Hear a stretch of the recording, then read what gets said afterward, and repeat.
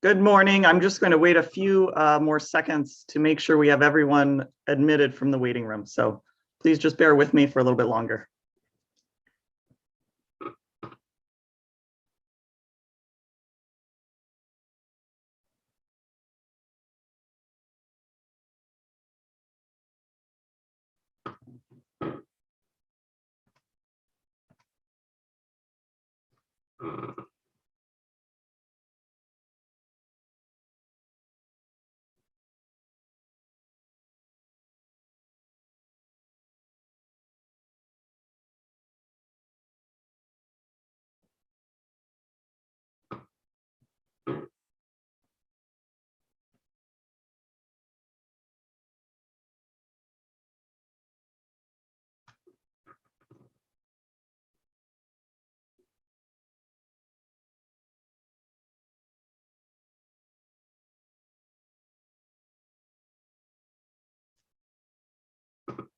All right, it is now 9:01 a.m., December 9th, 2021. Good morning. I'm Hearing Officer Nicole Kinsey with the Administrative Hearings Office of the State Water Resources Control Board. This is a hearing for Phase 1A on the applications of North Kern Water Storage District and City of Shafter, application 31673, City of Bakersfield, application 31674, Buena Vista Water Storage District, application 31675, Kern Water Bank Authority, applications 31676, Kern County Water Agency, application 31677, and Rosedale Rio Bravo Water Storage District, application 31819. And these are all for permits to appropriate water from the Kern River system. This hearing is being held in accordance with the notice of public hearing dated August 30th, 2021. This hearing is being conducted by Zoom web conference and is also being broadcast live on the AHO YouTube channel. Both the audio and video are being recorded, and we will post files of this recording and the Zoom generated transcript to the AHO FTP site. The YouTube recording will also be available on the AHO YouTube webpage. If you are experiencing technical difficulties trying to communicate with us, please send an email to the AHO at adminhrgoffice@waterboards.ca.gov. AHO staff will be monitoring that email inbox. Assisting me today, as usual, are several staff of the Administrative Hearings Office. We have Nicole Mullen, Amy Blunk, Skylar Anderson, and Kyle Wooldridge. Ms. Mullen will be handling the screen sharing of exhibits and moving the slides along. So if you are a witness, you may simply ask Ms. Mullen today to advance to the next slide when you're ready during your testimony, and attorneys, you may ask Ms. Mullen directly to bring up a particular exhibit if appropriate in our proceedings today. If at any time I am experiencing technical difficulties during this hearing and I'm not able to rejoin the Zoom conference within a few minutes, one of my staff will call a recess until I'm able to rejoin you. We will take breaks today. Remind me if I don't remember to do that, please. We will have a mid-morning break and lunch and so forth. If any of you need a break in between those, please just let me know at an appropriate time. For your planning purposes, I am planning to hold this hearing to a hard stop at 5 p.m. today, so it's likely we'll wrap up at a convenient breaking point sometime before then. Before we get started today with appearances, I did want to make some clarifying statements about the scope of this first phase of the hearing. I suspect members of the public may be joining us on the YouTube channel as well. And I just want to be very clear about what this proceeding today is about. The whole matter that was assigned to the Administrative Hearings Office by the board's executive director in this matter requires the AHO to consider how much unappropriated water is available to the 6 applications for permits to appropriate water from the Kern River system that I previously identified, and in what order the Division of Water Rights should process those applications, and how unappropriated water should be allocated among those 6 applications. So today we're starting what is only the first phase and what is likely to be several phases of hearing to address these questions. The first phase is fairly limited and only addresses whether and how much unappropriated water was made available as a result of the partial forfeiture of water rights by Kern Delta Water District, as determined by the court's 2007 decision in North Kern Water Storage District versus Kern Delta Water District. So as I said, the scope of this first phase is relatively narrow. The AHO intends to soon issue a notice of hearing for phase 1B. I know you're all waiting in anticipation. And that phase of the proceeding will address whether there's other unappropriated water that is available on the Kern River system. Remaining questions after phase 1B about how the division should order its processing of these applications and how any unappropriated water should be allocated among the applications will likely be addressed in a phase 2. I'll call it a phase 2 of the proceeding, assuming that the AHO finds that there's sufficient unappropriated water to go ahead and proceed to a phase 2.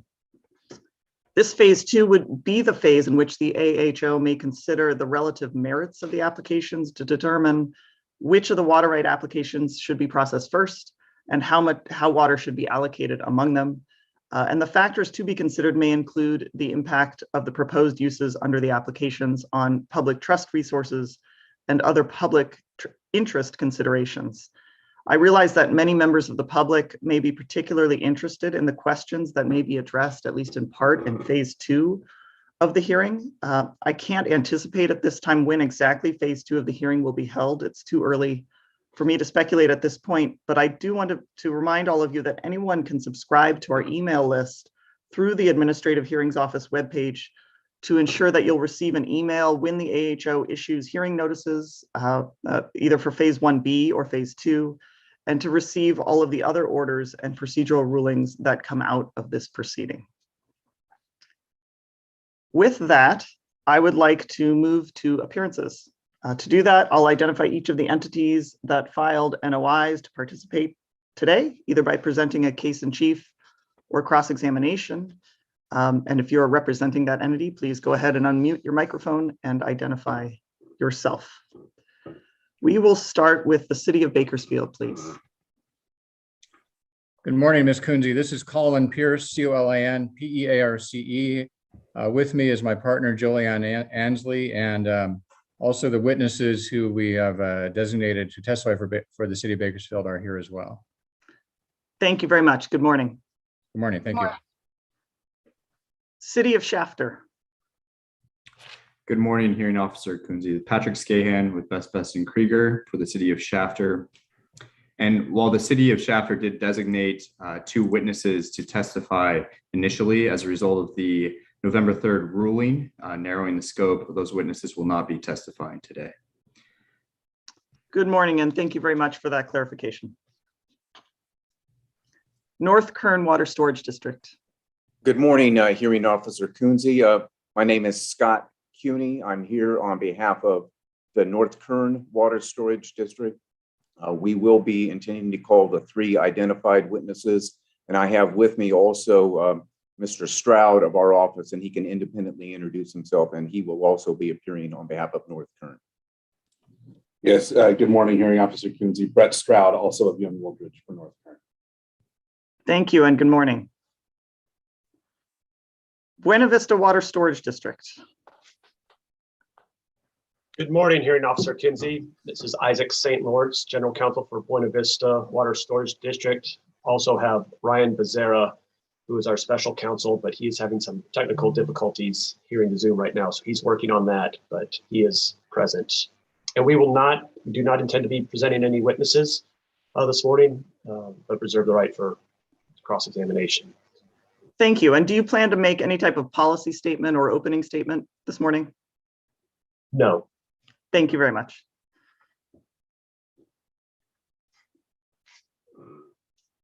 Kern Delta Water District.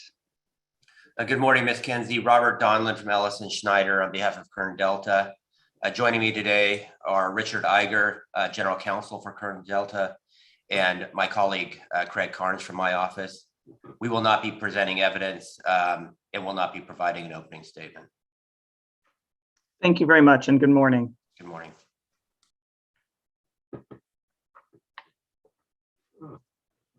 Kern County Water Agency.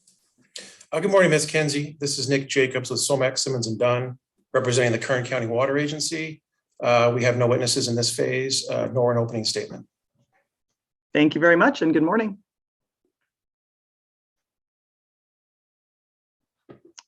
Rosedale Rio Bravo Water Storage District. Good morning, Hearing Officer Kinsey. Jennifer Spalletta of Spalletta Law, representing Rosedale, Rio Bravo. Thank you. Good morning. And do you plan to present a policy statement or opening statement this morning? No, I do not. Thank you very much. Tulare Lake Basin Water Storage District. Good morning, Ms. Kenzie. Peter Keel for Tulare Lake Basin Water Storage District. We will not be making any opening statement or presenting any evidence today. Thank you. Thank you very much. Good morning.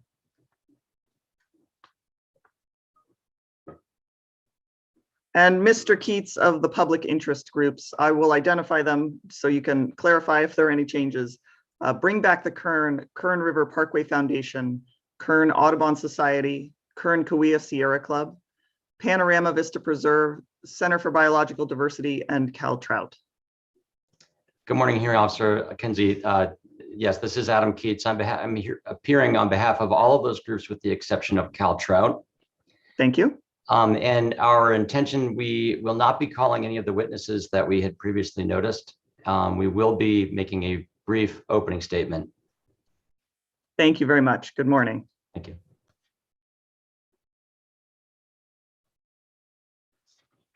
And is there anyone else on the call today who intends to participate as a party? So that is not, this does not include those of you who intend to present policy statements only, but those who intend to participate as a party through either through cross-examination, presentation of evidence, or presentation of some kind of opening statement. Did I miss anyone?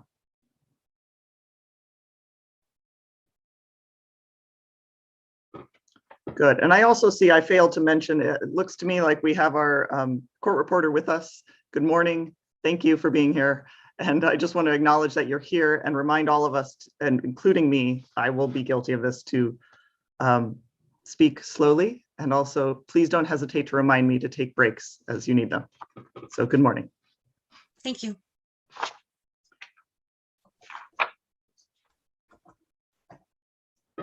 All right, moving on to policy statements.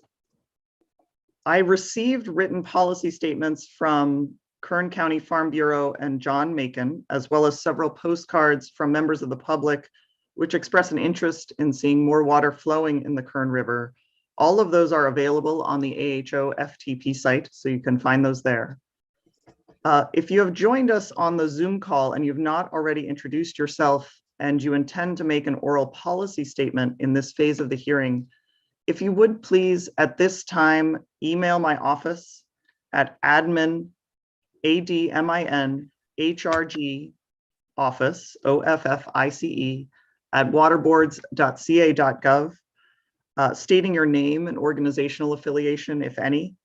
And this is going to help me get an idea of how many people are here with the intent of making a policy statement, just so I can organize how we go about doing that. So I really appreciate if you would email my office if you're planning to make an oral policy statement this morning at admin HRG office at waterboards, that's plural with an S, .ca.gov. I'm going to hear policy statements shortly, but I'd like to do that after we address a few procedural issues that may take a little while. So in the meantime, please email my office and then we'll go forward to policy statements once we've moved through these initial procedural matters.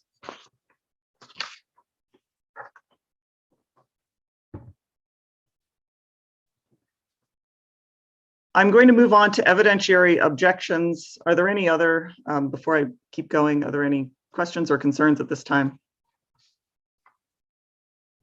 All right, we're on a roll. I received 3 motions or objections to case in chief evidence in phase 1A. I also received a written objection from North Kern and the city of Shafter to rebuttal testimony submitted by the city of Bakersfield. I'm going to address the motion with respect to the rebuttal testimony later, so I'm going to reserve that one. But I'd like to address the 3 motions with respect to case in chief evidence now.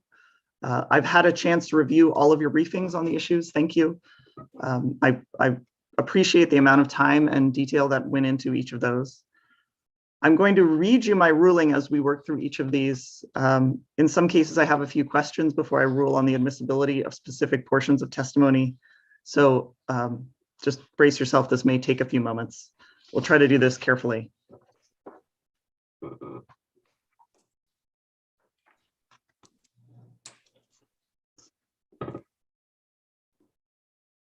I'm going to start with North Kern Water Storage District and the City of Shafter's motion in limine to exclude testimony and exhibits that were submitted by the City of Bakersfield in Phase 1A of this hearing. The City of Bakersfield also filed an opposition to the motion. North Kern seeks to exclude the City of Bakersfield's 2015 water availability analysis and 2019 supplement to its water availability analysis and related testimony by Art, and I'm going to mispronounce this. I look forward to getting the correct pronunciation. Chianello, Florin Core, and Miguel Chavez. North Kern argues that the analysis in these documents and associated testimony contradict the court's decision in North Kern and the hearing officer's legal ruling of November 3rd, 2021. And therefore should be excluded from Phase 1A as irrelevant. North Kern also argues that the City of Bakersfield should be stopped from submitting these exhibits and testimony because Bakersfield is taking inconsistent positions in this proceeding. North Kern and the City of Shafter's motion to exclude these exhibits and related testimony is denied. The 2015 WAA, the 2019 WAA supplement, and the related testimony contain information that appears to me to be relevant to this phase of the proceeding. If a portion of some of the documents or testimony rely in part on legal principles that were rejected by the hearing officer, that would be me, in the November 3rd AHO ruling, the document or testimony is not necessarily irrelevant in its entirety to the hearing issue presented in Phase 1A. I think to exclude these exhibits and testimony in whole would prevent the City of Bakersfield from presenting portions of its evidence that is relevant. Furthermore, as argued by the City of Bakersfield in its opposition to the motion, the hearing officer has not yet applied the law to the facts in this matter, and it would be, I think, premature to exclude evidence that may be relevant depending on how the AHO or the board applies the law. Finally, the hearing officer has the ability and understanding of the subject matter to discount as appropriate those portions of the documents and related testimony that may rely on legal principles that the hearing officer rejected in the November 3rd AHO ruling, or that the court rejected in the North Kern decision. And I will do that when weighing the evidence in reaching a proposed decision. North Kern and City of Shafter's argument that the City of Bakersfield should be stopped on equitable grounds from submitting certain evidence goes to the merits of the issues, and I do not find it to be an appropriate basis to exclude the evidence at this time. The parties will have the opportunity to point out any inconsistencies in the evidence through cross-examination, presentation of rebuttal evidence, and closing briefs. Moving on to the 1952 agreement and other testimony that North Kern and the City of Shafter seeks to exclude, which includes testimony by Mr. Chianello, Mr. Core, and Mr. Chavez about the meaning and administration of the agreement for use of water rights dated January 1st, 1952, which I will refer to as the 1952 agreement. North Kern argues that this testimony contradicts the court's decision in North Kern and the November 3rd AHO ruling, is irrelevant to the hearing issue in Phase 1A, and is improper legal opinion by unqualified lay witnesses. North Kern also seeks to exclude other portions of testimony by the three witnesses as allegedly improper legal opinions. North Kern and the City of Shafter's motion to exclude these exhibits and related testimony is denied. A determination of whether the evidence about the 1952 agreement is relevant reaches the merits of the legal theories presented. As previously discussed, the hearing officer has not yet applied the law to the facts in this matter, and it would be premature to exclude the evidence that may be relevant depending on how the AHO or the board applies the law. The hearing officer, again, has the ability and understanding of the subject matter to discount as appropriate those portions of the documents and related testimony that may rely on rejected legal principles, and to do so when weighing the evidence and reaching a proposed decision. Similarly, to the extent that this evidence contains improper legal opinions, as alleged by North Kern and the City of Shafter, the hearing officer will discount or disregard that testimony as appropriate. In some instances, though, I think these witnesses' understanding of the law of the river and the allocation of water on the Kern River system may be relevant, not so much with respect to what the law is, but to my understanding of how the system has been operated in the past. why water rights accounting was conducted in a certain way, and other similar questions. The parties will again have the opportunity to challenge this evidence and any alleged improper legal conclusions included in the documents or the testimony through cross-examination, presentation of rebuttal evidence, and closing briefs. Finally, North Kern seeks to exclude testimony and exhibits submitted by the City of Bakersfield about future uses of water by the city, future and current. North Kern objects that this evidence is not relevant to the hearing issue in Phase 1A, is outside the scope of Phase 1A, and have been deferred by the hearing officer to a later phase in the proceeding. The evidence objected to by North Kern on this basis include the City of Bakersfield's water right applications, draft and final EIRs for the Kern River Flow and Municipal Water Program and related documents, City of Bakersfield planning documents, documents and testimony related to implementation and compliance with the Sustainable Groundwater Management Act, and proposed uses of water by the City of Bakersfield to protect threatened and endangered species and for recreational purposes. I'm going to go through each of these subject matters of testimony in turn. I think this is where it gets more complicated. North Kern and City of Shafter's motion to exclude the City of Bakersfield's water right application and related documents is denied. The purpose of this proceeding is to determine certain issues relevant to the processing of application 31674. And I find that it is appropriate to include the application and supporting documents in the evidentiary record. The exhibits and testimony relevant to historical events and prior proceedings on the Kern River, including the prior applications by the City of Bakersfield. Although they may not be directly relevant to this phase of the hearing, I exercise my discretion as the hearing officer to not exclude this evidence based on the objection raised by North Kern and City of Shafter. In my experience, and I think this is important for your understanding of how I'm likely to make future evidentiary rulings, in my experience, an understanding of the current administration of a river system often requires a detailed understanding of both the physical and legal events that occurred on the system that led up to and therefore can provide the basis for the current state of affairs. So I really am interested in understanding the past practices and historical practices and operations of the river. North Kern and City of Shafter's motion to exclude evidence is granted in part, however, to defer, I'm not going to say exclude, but to defer the submission of evidence about the City of Bakersfield's proposed future uses as opposed to current uses of water. Based on my review of the evidence submitted and understanding of the positions of the parties, the City of Bakersfield's proposed future use of water is not relevant to this phase of the proceeding, although it is likely to be relevant in a later phase. I will, however, allow the City of Bakersfield to make an offer of proof during Phase 1A of the hearing to demonstrate that any of the excluded evidence is responsive to specific issues or allegations that are raised by other parties during the hearing. The City of Bakersfield may also submit this evidence in future phases of the proceeding. So with that, what I'd like to do is go through the portions of testimony that were objected to by North Kern and the City of Shafter on the basis of irrelevance with respect to future uses of water. In some cases I was able to review the testimony, but in some cases it wasn't clear to me whether the testimony was with respect to current or future uses of water on the Kern River. And I do want to try and make that distinction as best I can to include appropriate evidence. Once again, I may use the word exclude evidence. I really do mean I'm deferring the submission of evidence. I suspect all of this will come in at some point. I just want to do this in an orderly manner. I think testimony about the future use of water by the City of Bakersfield would be most helpful for me to be heard later on in this proceeding.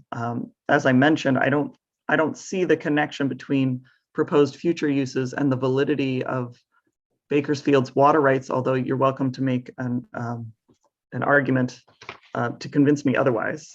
I'm here to listen. And I don't think, I mean, based on my review of the evidence, I don't see that North Kern or City of Shafter is challenging the validity of the City of Bakersfield's existing water rights. I know there's this disagreement about the meaning of the 1952 agreement. But once again, I don't see the relevance of future uses of water. So let's go ahead and jump in, and then I'll give a chance for each of the parties to say what they'd like to say. But Ms. Mullen, if you could please pull up Bakersfield 7, we'll start there.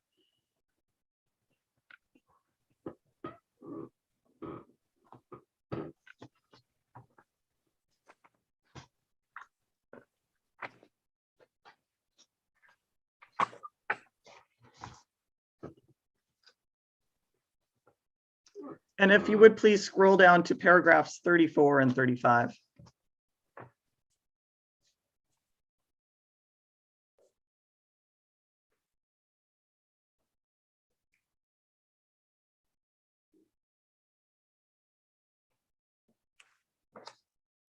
Yep, there we go. So I have terrible eyes. Is it possible to make this bigger? Perfect. Thank you. And then let's go ahead and go to the next page. I think the majority here is on page 10. Thank you. And I'll just give us all a chance to take a look at this, but then Mr. Pierce or Ms. Ainsley, I'm going to turn to you. Actually, I don't have that Ms. Ainsley is on. Mr. Pierce, I will turn to you and ask, I welcome your comments on any of the issues I raised, but also specifically, and then turning specifically to paragraph 34 and 35, what wasn't clear to me here was the extent to which this, the city of Bakersfield is making the assertion that flows through the Kern River, in-stream flows are a current use by the city of Bakersfield of water pursuant to its existing water rights, or if you'd like to make some clarification with respect to the relevance of this particular testimony, that would be appreciated. So I'm turning to you, Mr. Pierce. Yes, thank you, Ms. Kunze.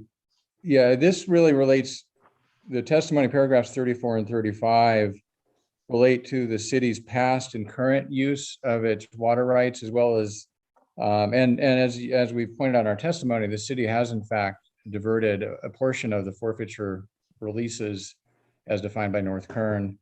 And we believe this is highly relevant to establish that, and this will be clarified when I give my opening statement. It's our position that the water that is created by and results from Kern Delta's forfeiture, if it's not unappropriated water, then it needs to either be subject to public trust purposes, which I guess you would decide in a later phase, or it should all go to the city of Bakersfield under the city's current rights. And in order to establish that we have a right to all of the forfeited water, it's our understanding we need to prove that we have the ability to divert the water, that we have a right to the water, and that we are able to put the water to reasonable and beneficial use.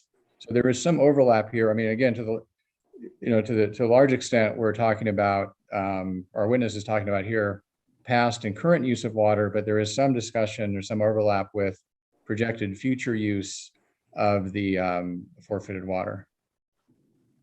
Thank you. Maybe what I'll do is I'll turn to either Mr. Cooney or Mr. Scahan. If you have anything you'd like to add about the relevance of future uses of water, I'll just tell you what I'm thinking. I don't, like I said, this testimony I think will all come in, so I don't mean to parse this too much or spend, overly think this.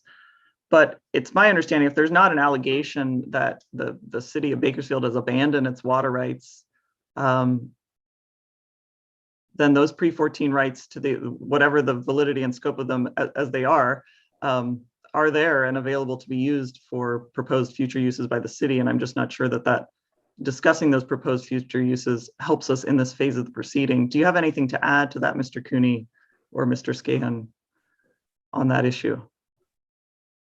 We agree that the issue of the current use is relevant to this proceeding because that is in effect consistent with your ruling as to whether or not the waters related to the judgment have in fact been diverted and applied to use and therefore are not unappropriated waters available.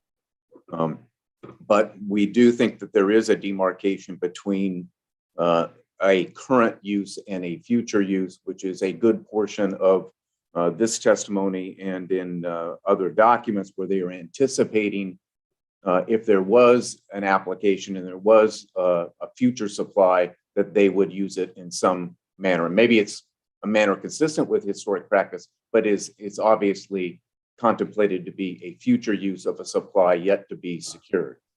So we don't think anything relating to future use is germane to this initial phase 1A issue to determining whether or not the forfeiture judgment has resulted in unappropriated water.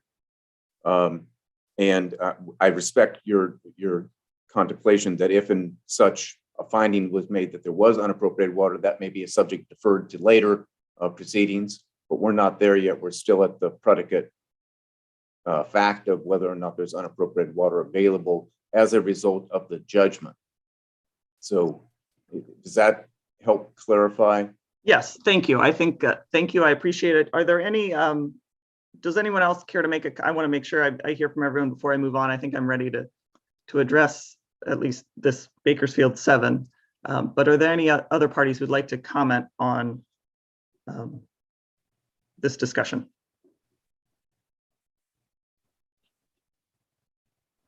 All right, I'm going to deny the objection or overrule the objection with respect to Bakersfield 7, 34, and 35, just based on the description from Mr. Pierce that this has some relevance to current uses of water. So I'm going to allow that in.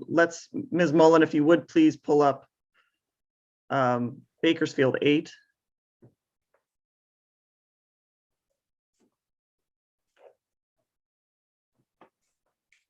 And thanks to all of you for your patience. I think it is important that we work through these. And if you would please scroll to paragraph 13.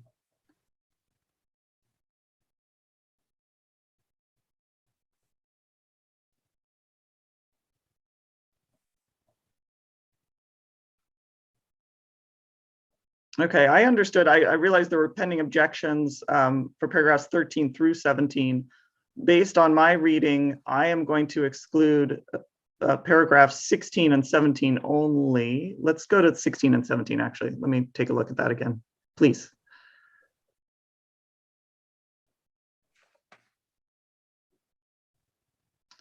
So my understanding of paragraph 16 and 17 is that it's a discussion of future proposed use in order for compliance with SGMA, which is important. Once again, I don't mean to downplay the importance of these proposed future uses, but I didn't see this, although I understand that there's a current groundwater recharge operation by the city of Bakersfield. My understanding is that these are goals. I mean, it says 16 right here says a goal is to decrease pumping and increase deliveries. And the discussion of the GSP, I don't think is particularly relevant here. So I'm going to exclude 16 and 17, paragraph 16 and 17. Ms. Mullen, if you would please move to paragraphs 45 and 46.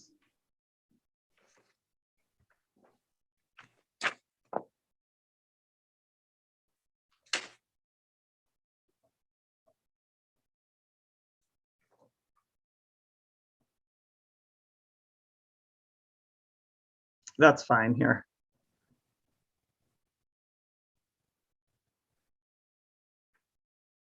Once again, paragraph 45, I see this is an intent to run water down the Kern River channel. That's a future intent. So I'm going to exclude paragraph 45. Now, paragraph 46, I would like to hear from Mr. Pierce.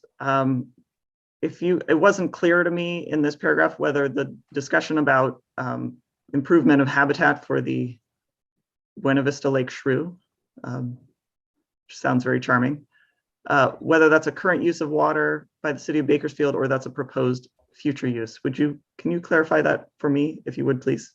Yes, Ms. Kunze, that is a current use. The city currently has a habitat management plan, which it entered into with the United States Fish and Wildlife Service. It currently provides flows and to enhance the habitat for the shrew, and that is both a past and current use of the city's water supplies. And essentially, we're pointing out that if that if the city ended up with a forfeited water, that would just be part of the plan. That would really be part of the habitat management plan. It would be part of the city's plan to enhance the flows and the habitat for the shrew. Thank you. So I'm going to overrule the objection with respect to paragraph 46. So we're just excluding 45 here. Ms. Mullen, if you would please pull up Bakersfield 10.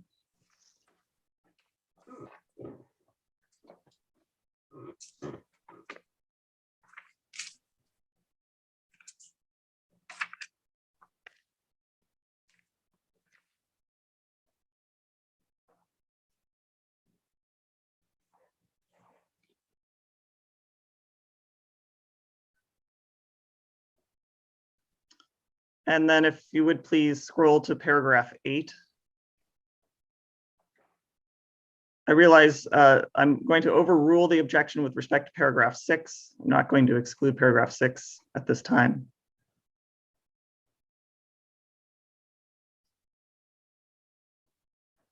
And then I'm going to turn to the same question, Mr. Pierce, if you would clarify for me. I think now you already have, because some of this testimony overlaps, but that some of the discussion here relates to it's planning, but some of this may relate to current uses of claimed by the city of Bakersfield of Kern River water. Is that a correct understanding?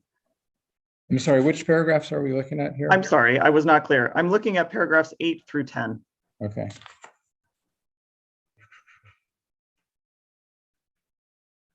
Yeah, I mean, all this really talks about past and current uses of the city's water supplies.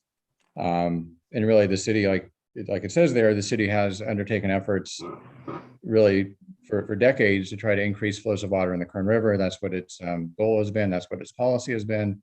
And that's what it is currently doing with its water supply. So I think it is relevant to show the for those purposes. All right, thank you. I will overrule the objections to paragraphs 8 through 10. And then now I'm Excuse turning. me, can I I'm ask sorry. a question? I'm sorry to interrupt. Of course. Officer Kunze. What I want to understand is that when Bakersfield is referring to then its current practices, it is actually indicating that the evidence is that they're diverting and using water beneficially. So it's not unappropriated water as to current practices. So that's relevant to the issue of phase 1A as to whether or not water is being available for application. But then also I want to make sure I'm clear that as to these things that actually could be both current and then future testimony and argument with regard to future uses would not be germane or relevant as it were to the phase 1A.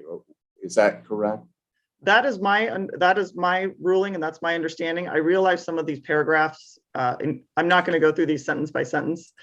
So some of these paragraphs, you bring in, there may be just some mention of future use and vice versa. So that is my understanding of the distinction here. To the extent some of these paragraphs that are admitted into evidence include discussion of future use, I just think when in my consideration of the issues going to the weight of the evidence, they may not be relevant to my consideration. But that is my understanding. Does that address your question, Mr. Cooney? It does. Thank you very much.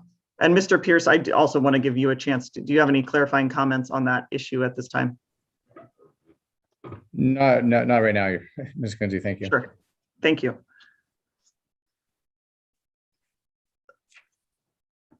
So I think we left paragraphs 8 through 10. Now there's this bigger section I want to look at, and we'll have more discussion on it, is paragraphs 20 through 53. Ms. Mullen, if we can scroll down to paragraph 20.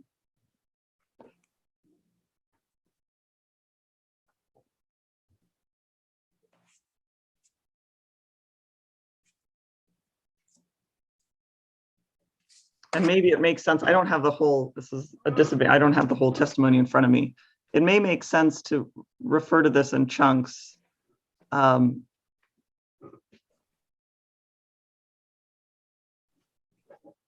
I had identified paragraphs 20 through 53 as likely not relevant to future uses of water. Maybe Mr. Pierce, here's what I'm going to do. I'm going to pull up this testimony for me on my own so I can see it. Excuse me while I shuffle virtual documents.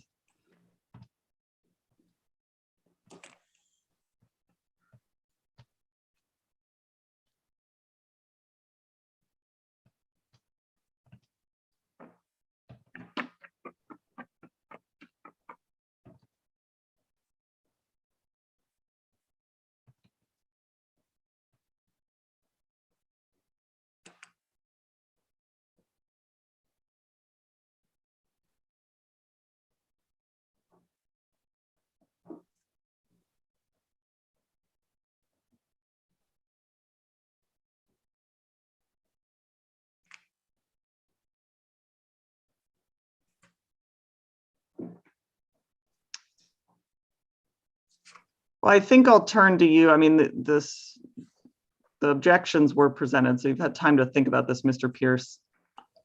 I'm going to turn to you to walk me through in a way that you think is appropriate, any argument that you may have that this testimony is relevant to current uses of Kern River water as opposed to future proposed uses. I understood this to largely be discussion of proposed future uses and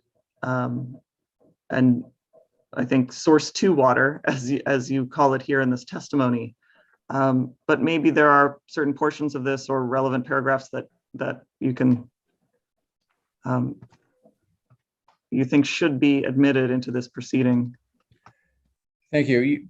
So in general, all of this testimony we believe is directly relevant to some of the issues you identified and discussed earlier today. And that's primarily the history of the river, the background of the river, what's happened in the past, and more importantly, the city's application to appropriate, because this EIR and the entire discussion about the Kern River Flow and Municipal Water Program, that is directly related and essentially tied to the city's application to appropriate. In fact, the EIR that was prepared and certified after multiple challenges by North Kern and other districts, in fact, supports the city's application to appropriate. So I think it is relevant for those, at the very least for that limited purpose, to explain what's happened in the past.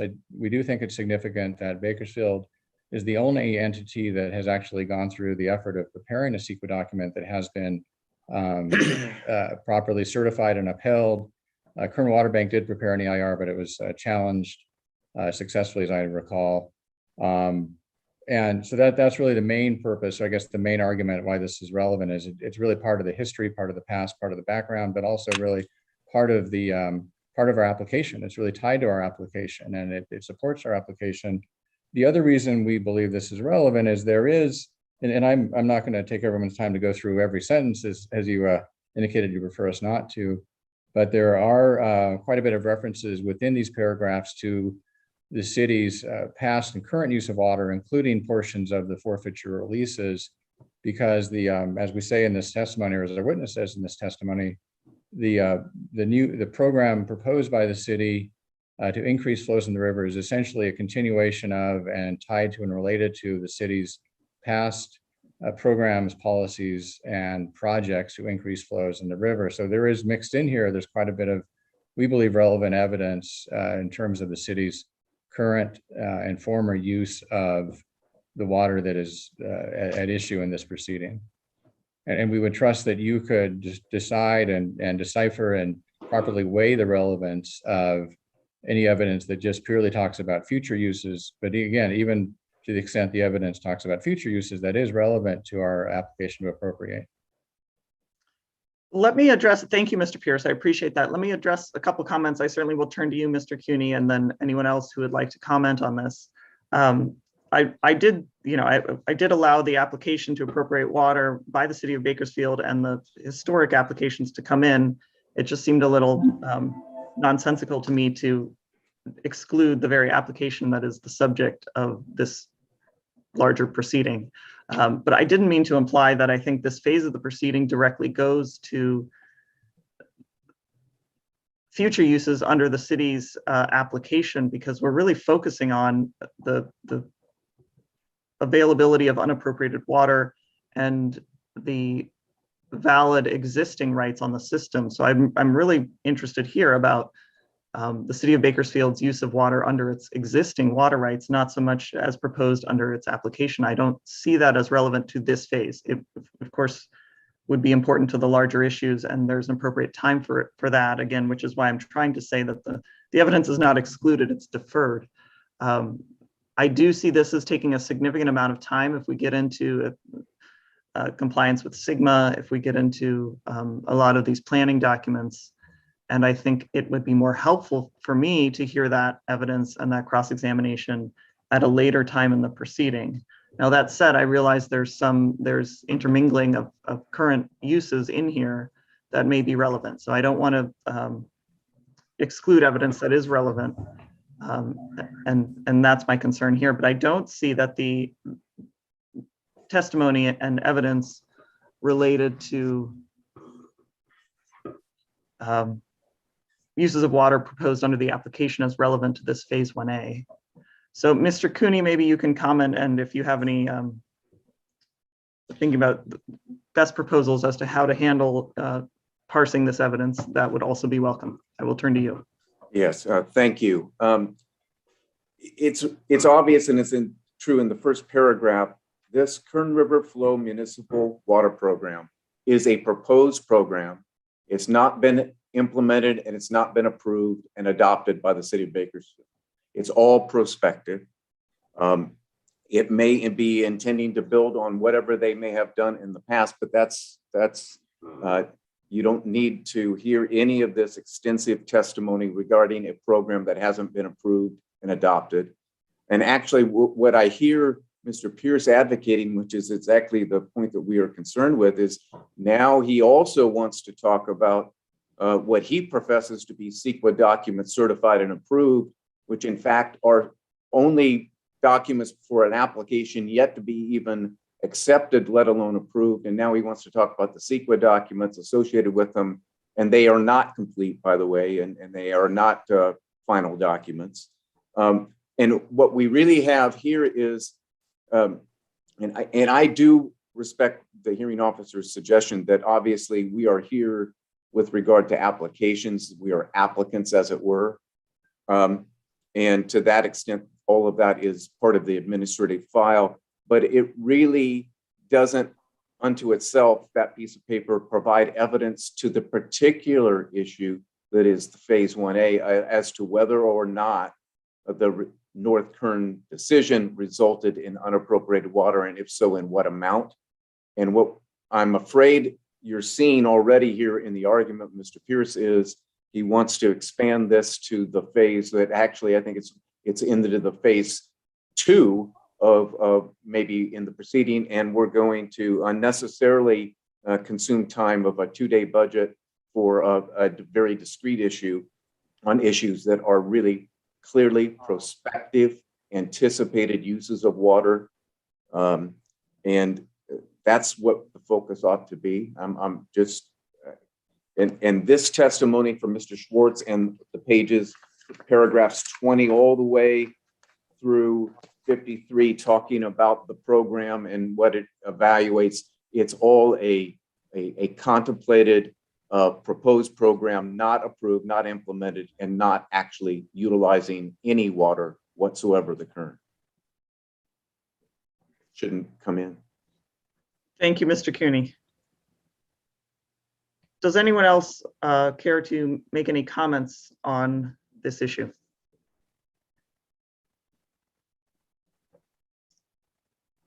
So I am going to uphold the objection. I am going to exclude paragraphs 20 through 53 of this testimony in Bakersfield 10. Now that is with the caveat that Bakersfield, Mr. Pierce, you may, during the phase 1A hearing, if there's specific evidence raised by the opposing parties that you think this evidence responds to and should come in as relevant for that reason, you're welcome to make an offer of proof at that time. And you are also, of course, welcome to submit this evidence in later phases of this proceeding when it may be relevant to the hearing issues. Moving on to Bakersfield 11, Ms. Mullen, if you would please pull up Bakersfield 11.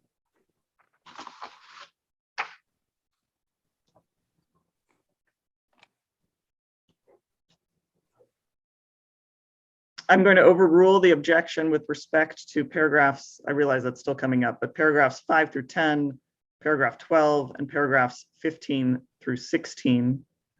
I will also overrule the objection with respect to paragraphs 19 through 23, but I would like to take a look at paragraphs 24 through 38. So if you would please, Ms. Mullen, scroll to paragraphs 24.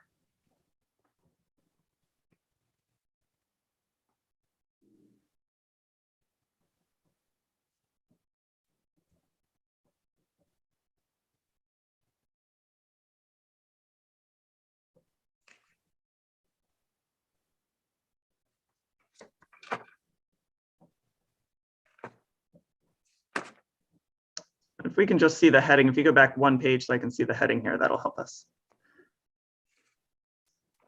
So this is more, it's additional testimony about the Kern River Flow and Municipal Water Program and Recharge Program. Based on my reading of this testimony, it looked to me like there was some mix of current and future uses, proposed uses. My determination is that although there may be some sort of tangential relevance to the Phase 1A issues, the probative value of allowing this testimony in at this time is substantially outweighed by the probability that its admission will necessitate undue consumption of time at this phase. I think that's true with the other testimony that has been excluded or rather deferred at this time. So I'm going to uphold the objection with respect to paragraphs 24 through 38 and exclude that testimony at this time. If we can please move to Bakersfield 12.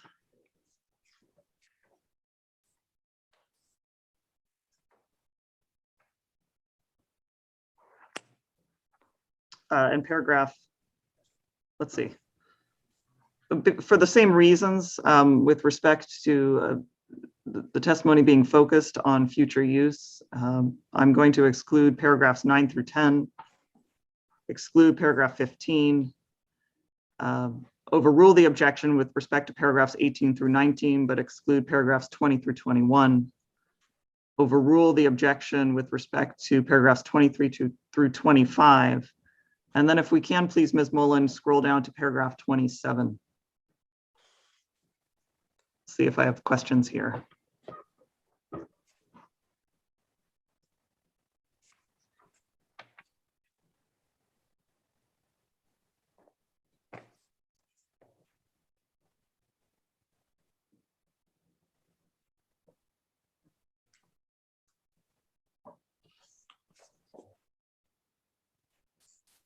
And my wonderful team has told me that I talk too fast and I need to go back through each of those. So I'm going to do that. With respect to Bakersfield 12, I am excluding or deferring the testimony in paragraphs 9 through 10, excluding or deferring paragraph 15. I am overruling the objection with respect to paragraphs 18 and 19. Those were objected to, but I'm not excluding that testimony. But I am excluding or deferring testimony in paragraphs 20 through 21. I am overruling the objection and not excluding paragraphs 23 through 25. And we are here looking at paragraph 27.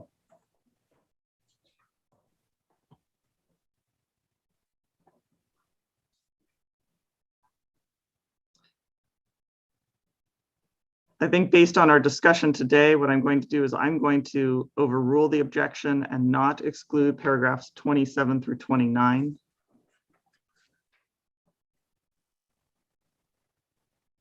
And then if you would, Ms. Mullen, please scroll down to paragraph 33.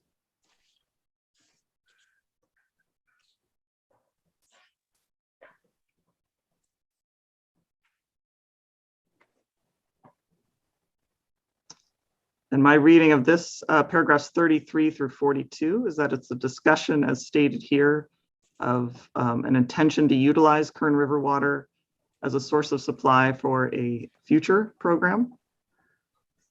And on that basis, I am going to exclude or defer the testimony in paragraphs 33 through 42.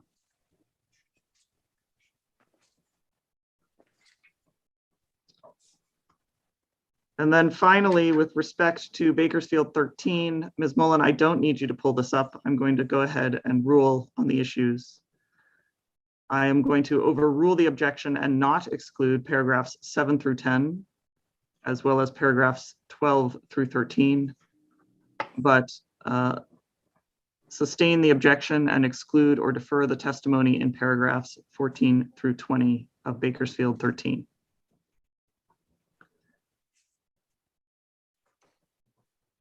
Now, I realize we have a number of exhibits that are associated with these portions of testimony. I'd like to turn to those later and so we can sort through which of those exhibits based on those rulings, which of those exhibits are properly excluded as well, or which might come in. Let's deal with that when we address all of the City of Bakersfield's exhibits, and that would be after Bakersfield's case in chief. And then I'm going to look to Mr. Cooney. I hope your team was writing furiously, but if you have questions, let me know. Can I ask you to prepare redacted versions of the witnesses' testimonies? And it was your motion that prompted the exclusions. Do you think that you could prepare those redacted versions, not today, but within an appropriate period of time, and submit those to my office? Most likely through the AHO FTP site would be the best way. May I ask you to do that? Yeah, yes, we certainly can. We'll, with the aid of the transcript, Right. Be able to do it appropriately. But yes, we will do that for your benefit and for the parties. Yes. Thank you very much. And my team will review it and just to make sure we're all on the same page, but that really saves us quite a bit of work. We're on a slim team here, so thank you. I appreciate that. All right, well, now we've gotten through one motion to exclude evidence. I'm now going to turn to the City of Bakersfield's motion to strike. Let's see this. The City of Bakersfield filed a motion to strike and objections to some of the testimony and exhibits submitted by North Kern and the City of Shafter in Phase 1A of the hearing. North Kern and the City of Shafter and Buena Vista Water Storage District filed responses to the City of Bakersfield's objections opposing the motion. Bakersfield objects to paragraphs 16 through 18 of the written testimony of Ronald Eade and associated exhibits related to the State Water Board's proceeding that led to issuance of Decision 1196. I deny Bakersfield's motion with respect to exclusion of this evidence. The testimony, as I see it, is a factual account of past proceedings before the State Water Board, and they are relevant to my understanding of the Kern River system.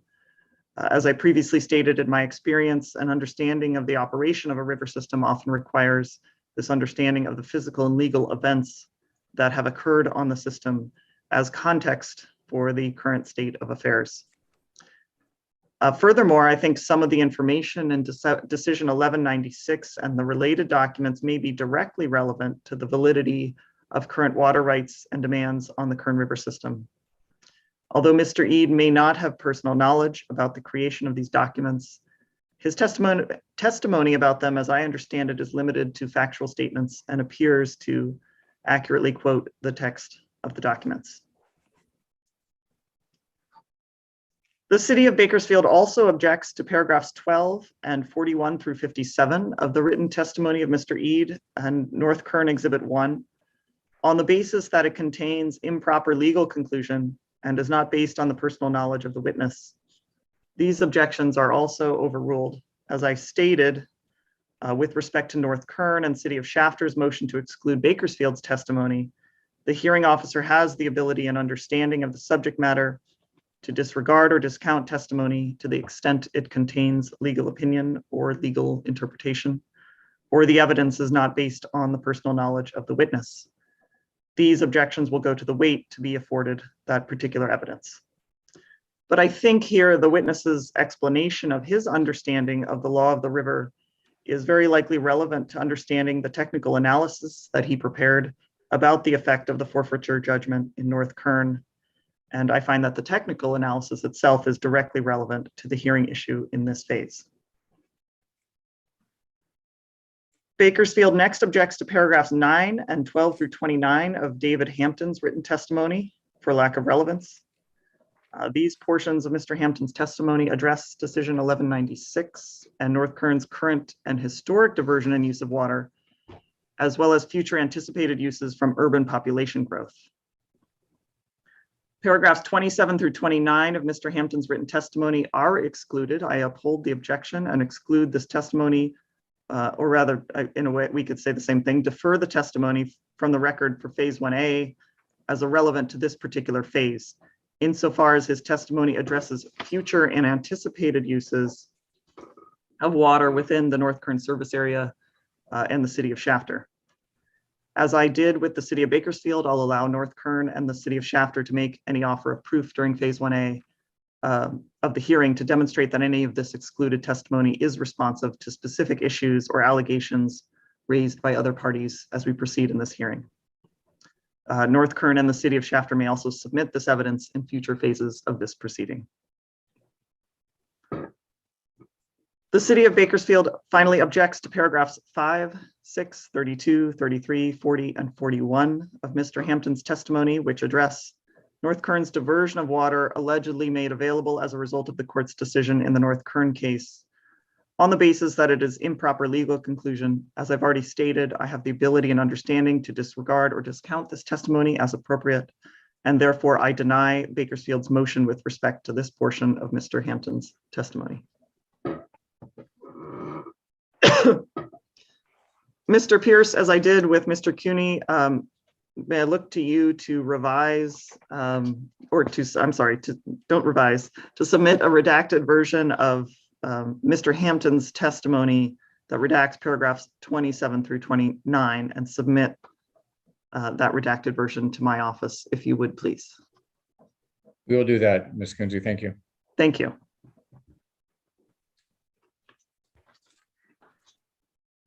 Finally, I'm looking to the last evidentiary motion by Rosedale Rio Bravo. Excuse me while I flip the papers here.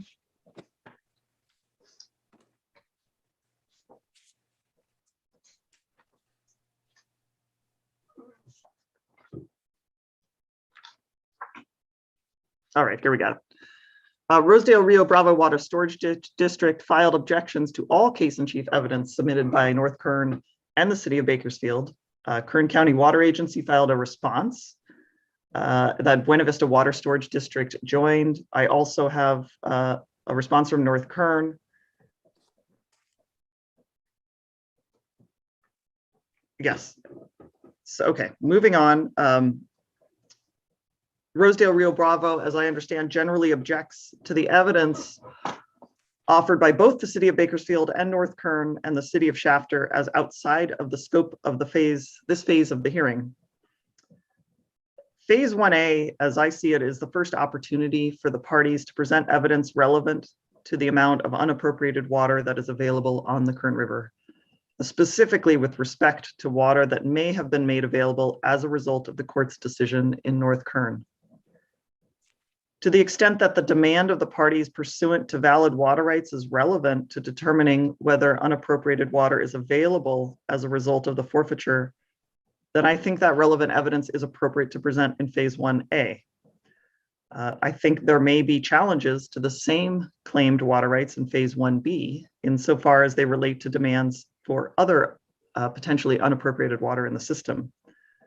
I realize we don't yet have a hearing notice out specifically defining the hearing issue for phase 1B, but generally speaking, I see phase 1B as addressing whether there is unappropriated water in the Kern River system other than the water forfeited pursuant to the North Kern decision.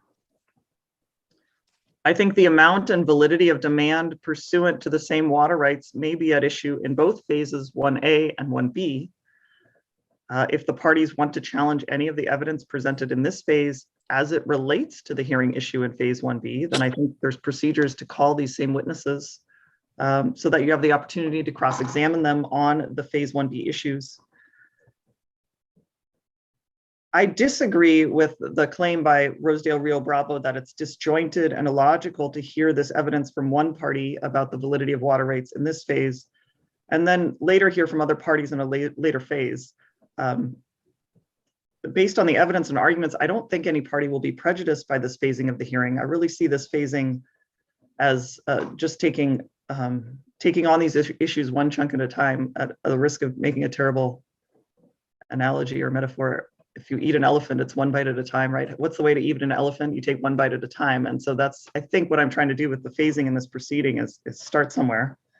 I don't anticipate that the AHL will issue a proposed ruling after phase 1A. I think we will go ahead and continue to phase 1B, and then there will be a ruling addressing both parts. So this is really just part 1A and then part 1B addressing the amount of unappropriated water in the Kern River system. Before I go ahead and deny the general objection based on my understanding. I do want to turn to you, Ms. Valletta, and give you a chance to, if I've misunderstood the motion or you have additional clarifying comments, I would welcome those. And then, of course, would be glad to hear from the other parties as well. So I'm going to look to you, Ms. Valletta. Is there anything you'd like to add, or have I misunderstood your motion in any way? I don't think you have misunderstood it. I think we were looking for clarification on order of proof and when issues were going to be addressed by the parties in this proceeding. So what's a little bit challenging for me mentally is once your ruling on the legal issues came out, and you rejected the city of Bakersfield's view of what happened or could happen to the forfeited water, it seemed like at that point, we were just talking about performing a water availability analysis and then analyzing how much water is available compared to the quantities of the existing rights. And to me, it doesn't make sense to do that twice. However, it sounds like the hearing officer would like to maybe do it twice, or at least take on part of it now and part of it later without any prejudice to the parties to address that scope of existing rights in either phase. And if that is the case, then we can proceed in that manner, and it just may be slightly repetitive. But I was just concerned that we were going to do the same thing twice. Understood. Thank you, Ms. Valletta. And I think you're right. I think I did understand your point. In some ways agreed, maybe we could have had phase 1A and phase 1B together at one time, and maybe it was more efficient, maybe less, but here we are. And we're doing phase 1A first, and taking off this piece of the amount of unappropriated water made available as a result of the forfeiture. I realize that all water is water. So to some extent, it may be artificial to try to distinguish water that's forfeited versus high water flows. And we're going to end up with some or maybe a significant amount of overlapping testimony. I think I agree with your statements with respect to the lack of prejudice. I just do want to clarify that keeping in mind this caveat that water is water and it's not clearly demarcated as one type or another. If it is obvious, I mean, I could imagine a situation where water is maybe made available during the drier seasons when we wouldn't expect to see water coming into the intertie as a result, and it's made available as a result of the forfeiture of water rights. I think most likely, and I would hear arguments on the issue if there's a challenge to this, but most likely phase 1A now is the time to challenge the validity of another claimant's water rights with respect to that water, whereas in phase 1B will be focused on those other unappropriated water, specifically that water that may be previously flowed into the intertie or high water flows. Do you have any follow-up comments on that clarification, Ms. Valletta? I do not. I think we have a meeting of the minds, at least an understanding. I will turn to the other parties for any comments in this, in no particular order. Is there any other party who would like to comment on this issue?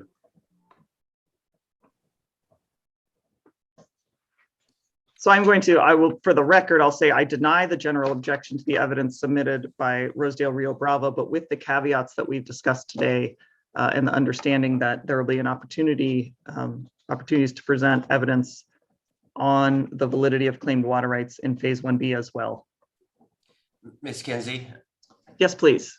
Robert Donlin for Kern Delta. I just want to state on the record that Kern Delta did file a response to Rosedale's objections, and we want that acknowledged in the record.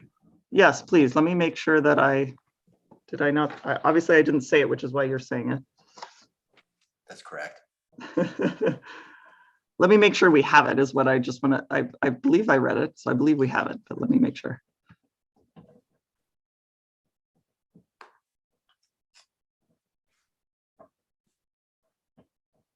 Oh, yes. Well, let me see. I have Kern Delta's response to the, yes, I have it. Yes, and I have seen this. So thank you for that clarification, Mr. Donlin. Of Kern Delta's opposition to the motion. We have it. It is in the record, and I did take a look at it. Thank you very much. Thank you, Ms. Kinsey. With that, I believe that concludes our evidentiary motion practice. What I'd like to do now, I know we need a break, but first I'd like to turn to my team and ask whether we received any emails with respect to policy statements this morning. And if you would please email me that list, and then we can decide how to proceed.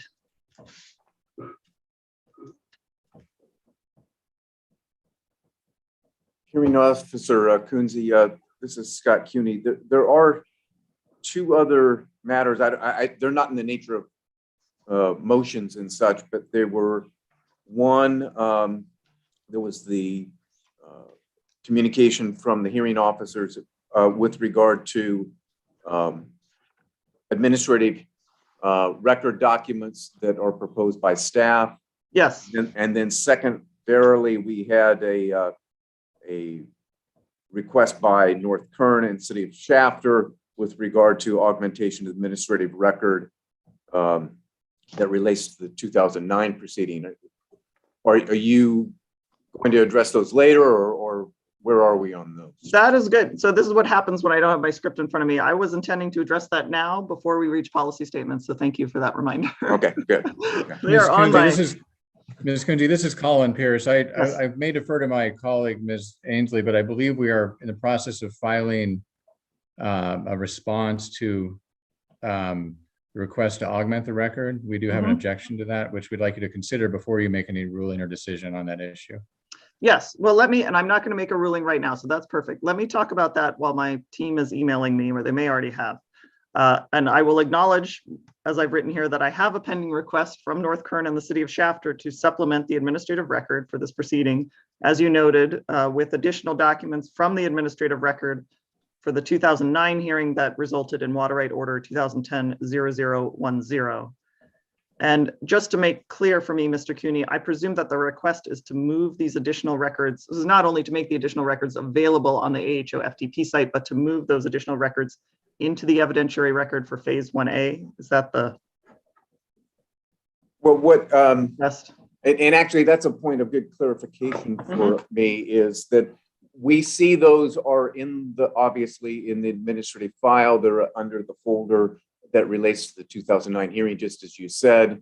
What we observed is they were incomplete, and so we made the supplementation that we've suggested. Yes. When I look at the list of documents that your staff had recommended to come in, that I'll call it the application file. That was another file with the applications and correspondence and such.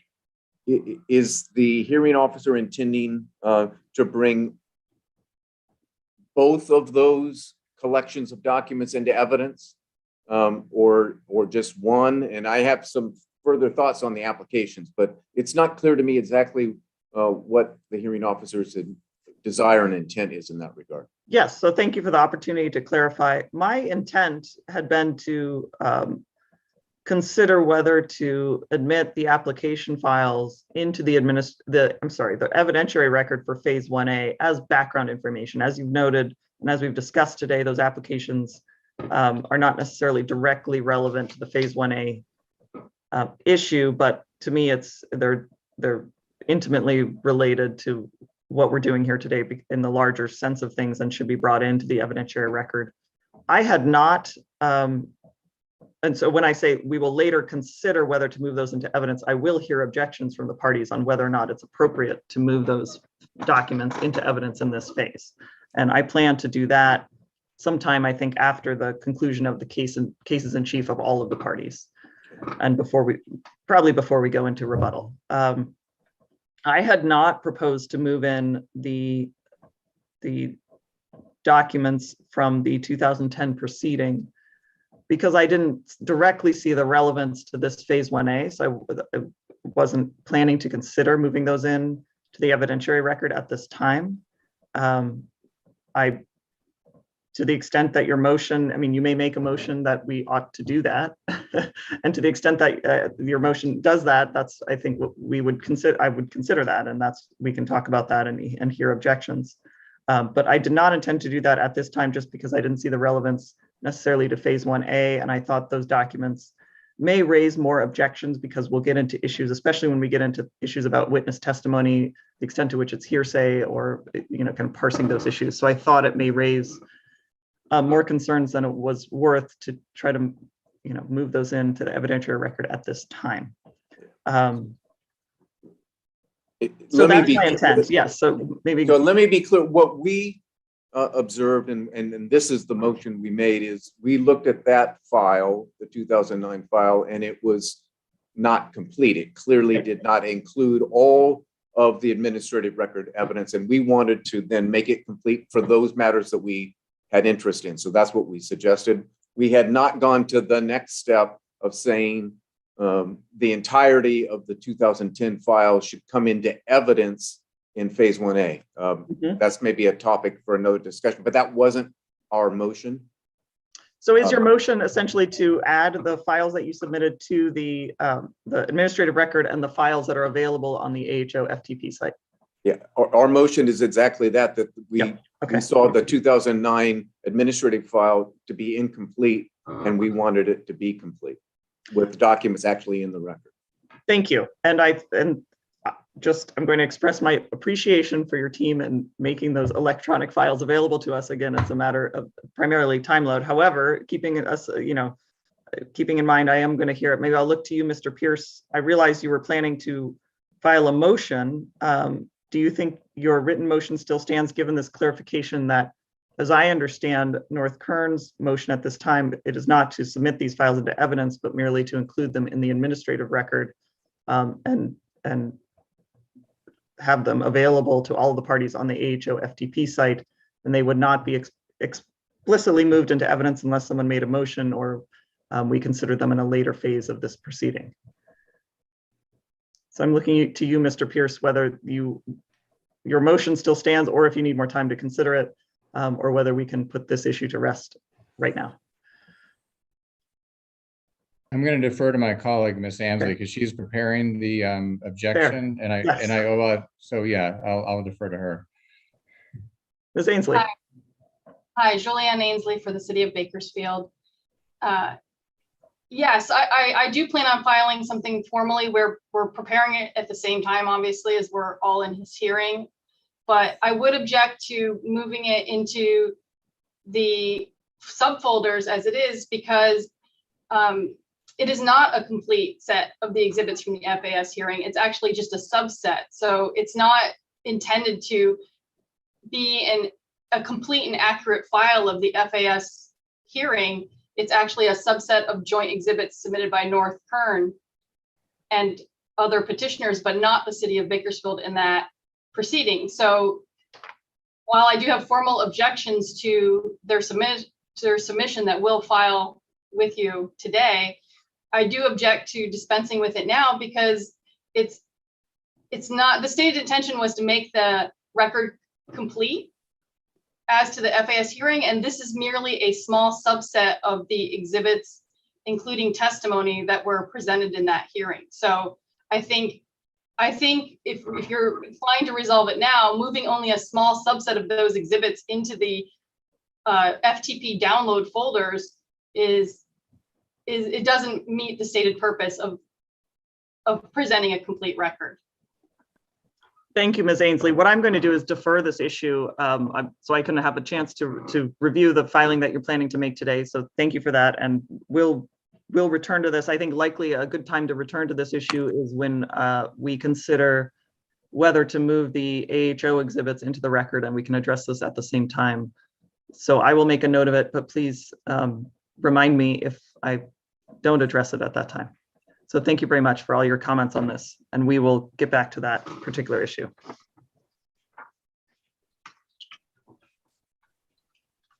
The next thing on my list, actually, before we get to policy statements, is the order of proceeding, but let me turn back to Mr. Cuny. Did I address both of the issues that you raised? I think I did, but is there anything else that you see as housekeeping that we need to do? No, those were the issues. And then my understanding is, as you've indicated, there's going to be a deferring now of what exhibits would be moved into evidence. And we'll have a further discussion at that juncture. And so that'll be fine. Yes, thank you. That's clear. And before I get into the order of proceeding, does anyone else have any matters of housekeeping that we should address now before moving on?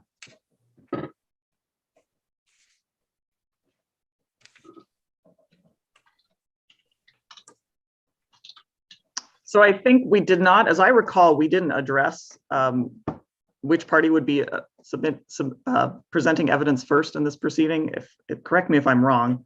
I don't think we talked about that at the last pre-hearing conference. In my opinion, it makes sense for the city of Bakersfield to present its evidence first, given that the burden is on the city with respect to its application to demonstrate that unappropriated water is available. And then after the city of Bakersfield, we turn to North Kern and the city of Shafter. Are there any objections to that approach for this hearing? None by North Kern of the city of Shafter. Thank you. Mr. Pierce? No objection. We'll be ready to go. We are ready to go, Your Honor. Thank you. You, Ms. Coonsey. Yes. Thank you. And I'm looking to my team. Did we receive any, I don't see an email. Did we receive any policy? We did not receive any emails. So let me ask, and I know we're gearing up for a break here, I promise.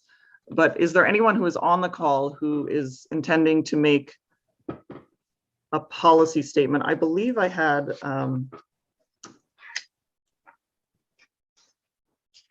note from one of my NOIs that the city of Bakersfield, did you have council member Bob Smith? I think you had indicated on your NOI that he may be intending to present a policy statement. Is that still the case, Mr. Pierce? No, it is not, Ms. Coonsey. Okay. Not at this time. We expect he'll present a statement at a later phase of the proceeding. Wonderful, thank you. Is there anyone else on the call who intends to present a policy statement? I realize, Mr. Keats, you'd indicated you have an opening statement, but is there anyone else on the call who is intending to present a policy statement this morning?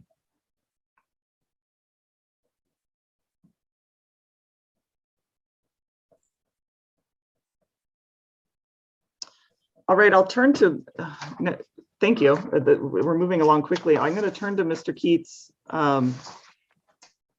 When would you like to make your opening statement? It seems a little odd to have you go first, but it's up to you. When do you think you should make your opening statement? Thank you, Officer Kinsey. I'm happy to make my statement right now. It's not very long. Okay, well, let's do it right now, and then we'll go ahead and take a break. And then we'll come back and start with the city of Bakersfield's opening statement and presentation of evidence. So I will turn to you, Mr. Keats. Thank you, hearing officer.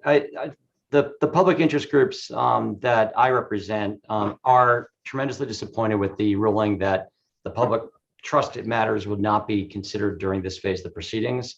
We're still confused as to when and if those matters will be addressed by the hearing officer at all. And we're concerned that the hearing officer may make decisions or orders that might preclude our ability to introduce evidence and testimony concerning public trust issues, and might preclude the hearing officer from actually considering those public trust issues in the future. So the main problem that we have right now is the if-then structure of the different phases of the hearing. And we want to register our objection to first to the phrasing of those different phases and to the hearing officer's ruling regarding evidence in those phases. That objection is based on our briefing that we've already submitted regarding the nature of the board's obligation regarding the public trust. And we want to make clear that we consider the hearing officer's actions regarding a decision about whether there is unappropriated water in the system or not to be a decision that implicates and triggers the board's public trust obligations. And that decision of whether there is unappropriated water in the system or not is a decision that can only be made with consideration, full consideration of the public trust implications of that decision and of the board's actions in general related to this river. Therefore, we think we understand the hearing officer's desire to have orderly hearings and to be able to hear evidence in a way that makes sense. And so we are going to assume and hope that the nature of these proceedings and that there are phases 1A and 1B, and that the hearing officer's statement that there won't be an order after phase 1A means that public trust matters will still be coming into consideration by the board, by the hearing officer, and by the board, that will still be able to present evidence in our testimony on public trust issues, and that public trust issues will still be a factor in the initial decision about whether or not there is unappropriated water available or not. And with that, we are making formal, again, our objection on that, and also making formal our withdrawing our witnesses from this stage of the hearing with the expectation that we will have an opportunity to present that testimony at a later date. Thank you. Thank you, Mr. Keats. I find your comments to be very helpful. Thank you for the clarity and specificity about your position. So I appreciate that very much. Let's go ahead and take a break. I have 10:27 on the clock. Let's return at 11:40.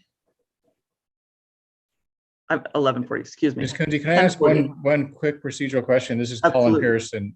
Yes. So when we come back, I'll do my opening. I'll give my opening statement, and then will we be ready to move into witnesses then? And then North Kern will do their opening statement when it's their turn for their case in chief? Yes, that is my intent. Okay, then the other question I have is, when our witnesses are providing a summary of their testimony, to the extent they intend to or wish to refer to exhibits connected to their testimony, my understanding, and you may have already said this, I just want to clarify this, is that your staff will then call up the exhibit, or we can tell you ahead of time which exhibits we'd like to refer to and have displayed during their testimony. Is that correct? Absolutely. So Okay, if your thank you very witnesses much. can go ahead and may ask Ms. Mullen to please pull up, just as I did, please pull up the exhibit, and we'll do that as quickly as possible. Great. Thank you very much for the clarification. Thank you very much for the question. Let's go ahead and let me rephrase our break. I'm going to give us until 10:45 a.m. to take a break, and then we will return, and we will start with you, Mr. Pierce. Thank you. See you shortly. Very good. Thank you.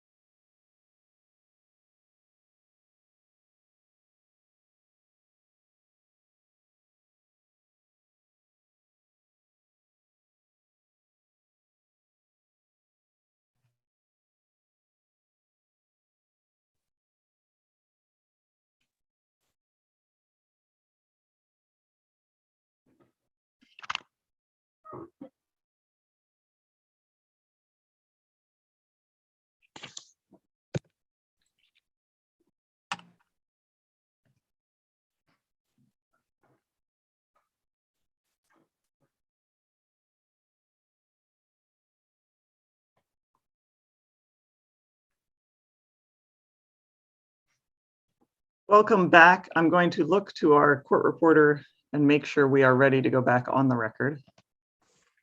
We are ready. Thank you. Thank you. It is now 10:46 and we will go back on the record for phase 1A of this hearing.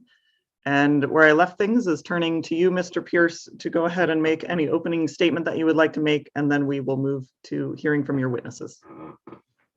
Thank you, Ms. Kunze. And I do have another procedural question. And Sure thing. so our witnesses will present their summaries of their testimony, and then will they then be available for cross-examination, or are you going to wait until we proceed with all of our witnesses? I think, well, here's what I had. It's a good question. When I had looked at your witnesses' respective testimony, what I thought made sense, and you can tell me differently, would be to hear from your first three separately, so that we would hear their summary of testimony, and then we would have cross-examination after each summary of the written testimony. And then I wondered if your last four, that's Ken Schwartz, Stephen Cullen, Christian Clegg, and Rick Anthony, whether it made sense to present those as a panel, or whether you think it also makes sense to hear from, and by panel, I mean that they would present the oral summary of their testimony, and then we would hear from all four of them and then allow cross-examination as a group, or whether it makes sense to just proceed through those individually. And it's mostly a matter of what logically makes sense and is efficient. I don't know if you have a preference. We have talked about that, Ms. Kunze, and I think a panel is a good idea and is efficient, although I would actually even propose that for the first three witnesses, that the cross-examination also come after all three of them present their summary of their testimony, and then we would have all three on a panel to answer questions, because they're all, essentially the first three witnesses all discuss water issues, primarily the use of water, or the diversion and use of water. Two of the three witnesses, one is the water resources manager, the other one is the former water resources manager.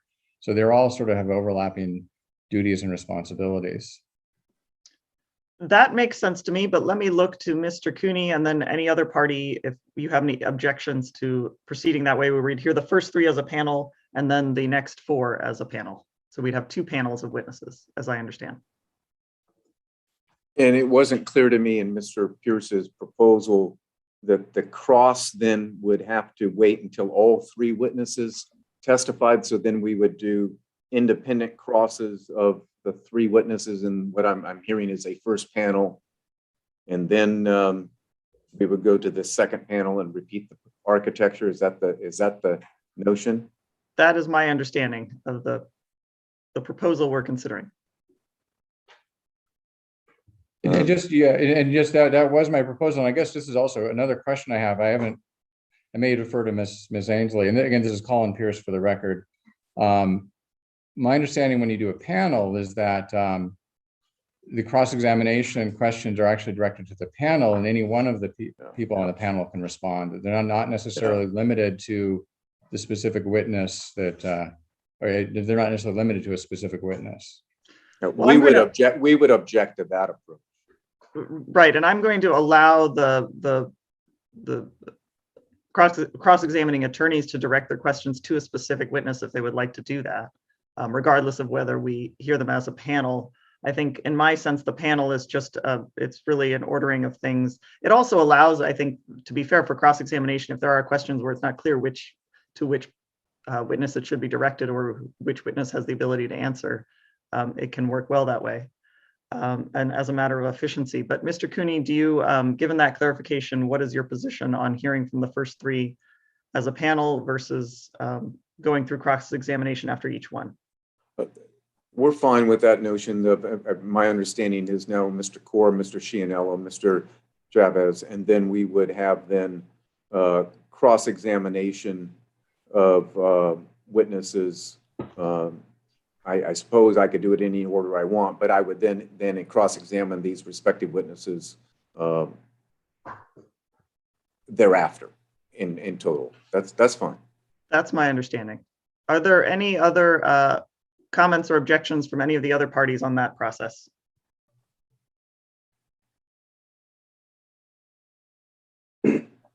All right, good. So let's go ahead.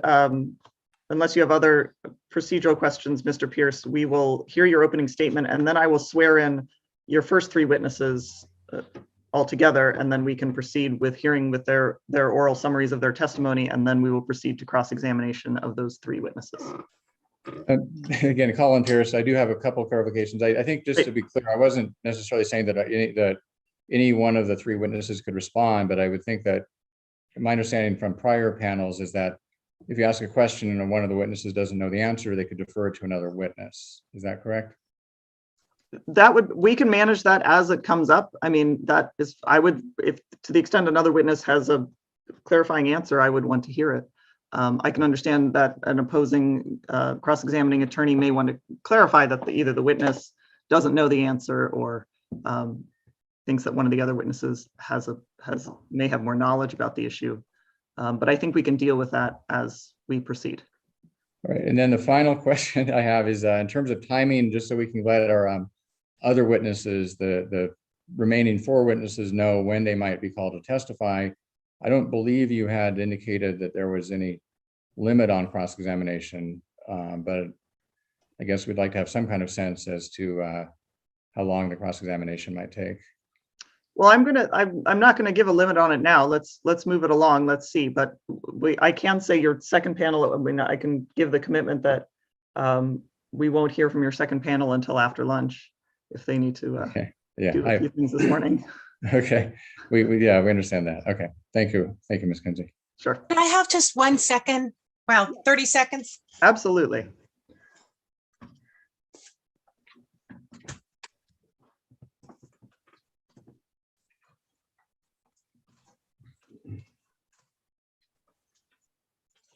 Okay, thank you. Thank you. I appreciate that. Anything else, Mr. Pierce, before we move on? Nothing else, Ms. Kinsey. Thank you. Then I hand it over to you for your opening statement. Thank you. And again, my name is Colin Pierce. I represent the city of Bakersfield in this proceeding. And I thank you and your staff for taking on such a complex and challenging issue and in fact, river system really, because the Kern River is an incredibly important river to the southern part of the San Joaquin Valley and to the city of Bakersfield. There has been a lot of history and a lot of use of the river in the past decades and century, and we appreciate you and your staff trying to tackle this very complex but incredibly important natural resource. And we do believe you, Ms. Kunze, and the board have a very important and significant responsibility. You have the responsibility, and the board has the responsibility, to decide the ultimate fate and use of a significant quantity of water on the Kern River. It's our position that this is a new supply of water that was created by and available as a result of Kern Delta's partial forfeiture of its water rights and the consequent imposition of forfeiture caps on certain of Kern Delta's rights in certain months. North Kern itself has admitted that this is a new supply of water because they've defined it as forfeiture releases. And we're going to use that term throughout this proceeding. It is convenient to identify the water that is released by Kern Delta above the forfeiture caps as forfeiture releases, because that is appropriate, we believe, to identify it as a new, distinct, and separate supply of water. Now, in the city of Bakersfield's legal brief on forfeiture, which we filed in September, we took the position that the state board needs to assume jurisdiction over the water that results from the forfeiture, this new supply of water, and decide what to do with that water. And we pointed out that there were really three options at that point. The water available above the forfeiture caps could be absorbed by junior rights, which had a valid claim to the water, or it could be allocated for public trust purposes, or if it was not within the rights of any junior appropriators, then it could be determined to be unappropriated water. In your November 3rd ruling, you indicated that you did not agree with some of our legal authority in our arguments, but it appears to us that the end result is essentially the same, and you essentially reached the same destination that we asked you to reach, which is, in this proceeding, in this current phase of the hearing, you are deciding what to do with the water, and you are, number one, considering whether junior claimants, primarily the North Kern Water Storage District, has a valid claim to the water that is available above the forfeiture caps. And it's our understanding, or it's our belief, that you would also consider the third point we raised, which is that if the water is not within any valid rights or claims, then it could still be considered unappropriated water. You did indicate that you would defer consideration of public trust issues, and we remain hopeful that you will still, no matter the outcome of this hearing, you will still consider public trust needs, demands, and interests in a later phase of this proceeding. And we believe that that the board is in fact required to consider public trust uses, needs, interests when making a water allocation decision. And in fact, it's our position that this phase 1A hearing is in fact a process, and maybe it's just the first step in the process, maybe it's your preliminary process, but ultimately you are going to make a water allocation decision, and you have to consider public trust at some point. We just want to make sure, and to echo some of Mr. Keats's comments, we want to make sure that public trust is considered at some point in the future and not lost sight of. In this proceeding, we are going to, in this current proceeding, and getting away from the public trust, we intend to establish three things. We want to make 3 points. We have evidence and testimony that's going to establish 3 things. Number one, it's our position, and our evidence will show, that the water available above the forfeiture caps, which again, we're referring to as forfeiture releases, is a separate, distinct, identifiable, quantifiable supply of water, which is subject to the jurisdiction of the board. This new available supply of water was created by and is available as a result of Kern Delta's partial forfeiture of water rights. This is the supply that still accrues to the water rights held by Kern Delta. It's within the entitlement, which you'll hear a lot of testimony about, is the way that the rights are measured and identified. It's within the entitlement of Kern Delta. But because of the prior decisions involving forfeiture, Kern Delta's rights are limited. Its ability to divert the water accruing to its rights and within its entitlement is limited and capped just by specific monthly limits in acre feet each, or in certain months of the year. Once Kern Delta reaches the caps through diversions, then any water above that amount, which is still within their rights, which is still within their entitlement, has to be released and cannot be diverted by Kern Delta. Our testimony, our evidence will show that since the caps were first imposed in 2007, actually in 2008, you'll hear, the quantity of water available as a result of the forfeiture caps has ranged from a low of approximately 13,000 acre feet to a high of almost 70,000 acre feet. So again, this is a significant supply of water in an area of the state which is critically dry and where water is in critical demand. This is why this is such an important issue for not just the city of Bakersfield, but the entire state. And every court that has looked at this issue has indicated that the state board needs to decide what to do with this water. It's our position that in 2007, the Court of Appeal looked at this issue and essentially asked the state board to decide the issue. They laid down some general principles of law, but they did not decide what to do with the water. Instead, they said it's up to the state board to decide what to do with the water. The second thing we intend to establish through this proceeding is that North Kern does not have a valid right or claim to the forfeiture releases. The evidence and testimony does show, and we don't dispute, that North Kern has diverted a fair amount of the forfeiture releases. The diversion, though, by itself does not establish a right. The fact is, North Kern does not have any Kern River water rights. They only have an agreement with the city of Bakersfield, which allows North Kern to use water that accrues to certain rights listed in the agreement, subject to certain limitations and conditions. But Bakersfield owns the rights. Bakersfield still owns and holds all the rights that North Kern has diverted under. And in fact, you'll hear testimony that in some years, Bakersfield has received water and has diverted water accruing to those rights when North Kern doesn't meet or has exceeded certain conditions and limitations within the rights. And the forfeiture releases are not within the rights listed in the agreement. The agreement lists specific rights, and North Kern can divert water that accrues to those rights within the entitlement to the rights. North Kern cannot and does not have a valid right to divert water which accrues to other rights, such as Kern Delta's rights, and which is within the entitlement to Kern Delta's rights. And that water is still considered as part of the water above the forfeiture caps is still considered part of Kern Delta's rights. That's the way the river's been administered. That is how it has actually practically been applied. North Kern, in fact, has already made the argument that, and you'll hear them make the same argument in this proceeding, that the rights in the 52 agreement include the right to divert water that is available as a result of the forfeiture caps and which is available as a result of the release of senior rights. But what North Kern doesn't want you to know is that they've already made that allegation in the forfeiture litigation. They had causes of action under which they would have obtained rights to the forfeited water, including a claim for purchase, under which they claimed that the 1952 agreement necessarily included water released by other rights. The trial judge in the initial forfeiture trial in 1998, actually the judgment was in 1999, Judge Khan ruled against North Kern and found that they did not have a right to divert water forfeited by Kern Delta under the 1952 agreement. That claim is raised judicata and collaterally stops North Kern from claiming a right to the forfeiture releases under the 1952 agreement. Judge Khan made clear that the rights used by North Kern did not include released water, and we believe North Kern is barred from making that claim in this May proceeding. I ask you to slow down just a little bit, please? And repeat Sure. the sentence. Thank you. Sorry about that. And I'm getting close to the end here. Okay, thank you. So again, we believe North Kern is barred from making that claim in this proceeding. And this leads to the third point we want to make.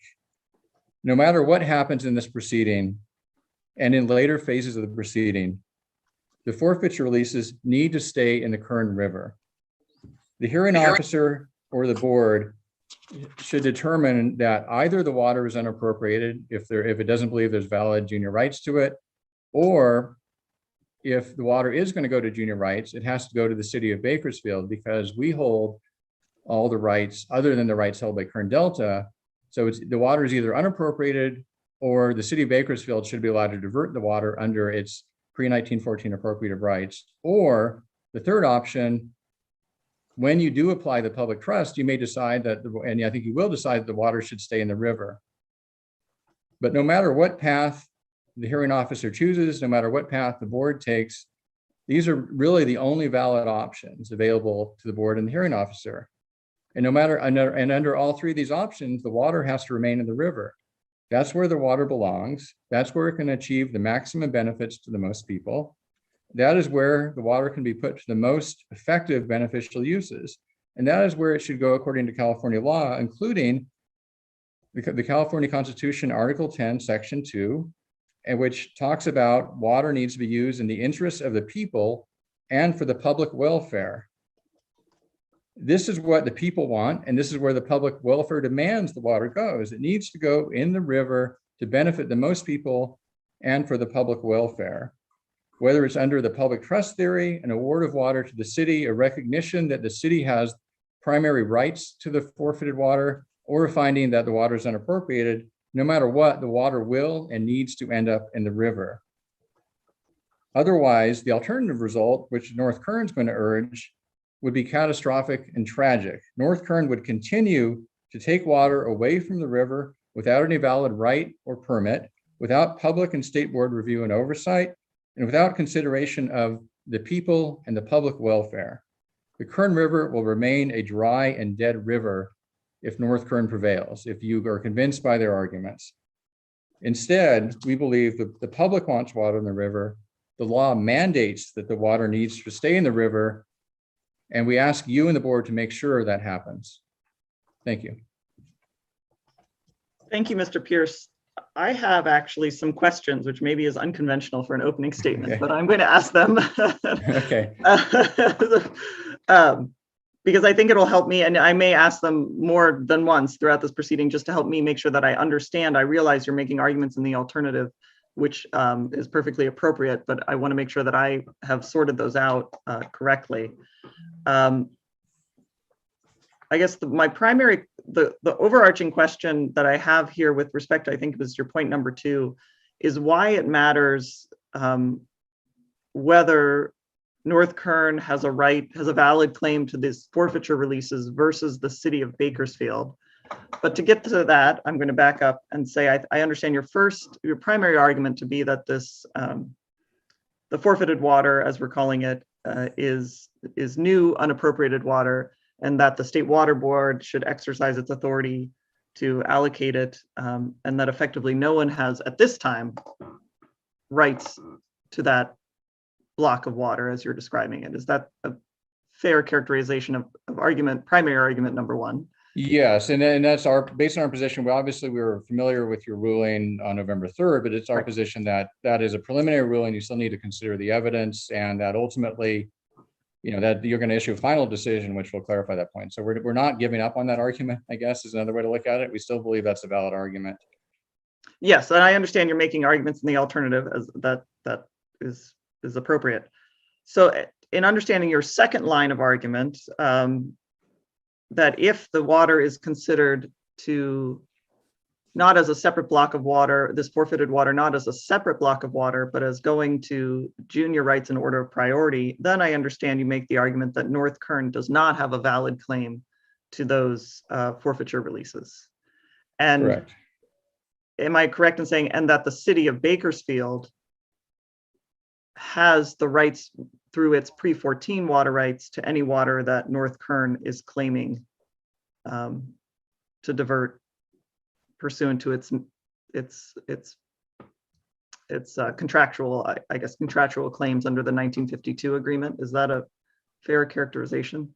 Yes, Ms. Coonsey, and I think just to clarify, I think maybe I'm anticipating where we're going with this question. I mean, it's it's been the city's position really since 1996 when the city, I'll try to slow down, first filed its application to appropriate that the water that was forfeited, the water that ultimately, and back then and this was when the case first started, we didn't have a forfeiture decision back then, but it was our position that the pre-14 rights, upon a finding of forfeiture, any water that's available to those rights becomes unappropriated water. That's been our position consistently. Now, this other issue that you identified in your November 3rd ruling that, well, if it's used if it's diverted by junior rights, then it's not unappropriated. Our response to that is, fine, if that's the case, those are the city's rights. And we know, obviously, you're considering what to do with this water. So we want to make sure, and this is maybe a defensive argument, we want to make sure that we don't see a ruling that says North Kern has a right to the water or North Kern can divert the water. We want to point out, we want to establish that to the extent the water is not unappropriated, it must go to the city under the city's pre-14 rights. And again, that may be, it may not be consistent with our prior arguments, but to me, it's really an alternative argument. It's either unappropriated or it belongs to the city, or if you're going to look at the public trust, under all three of those scenarios, it needs to end up in the river. That's the point I'm trying to make. And I think that's fair. What I'm wondering is if we have to reach this question, which I think takes up a fair amount of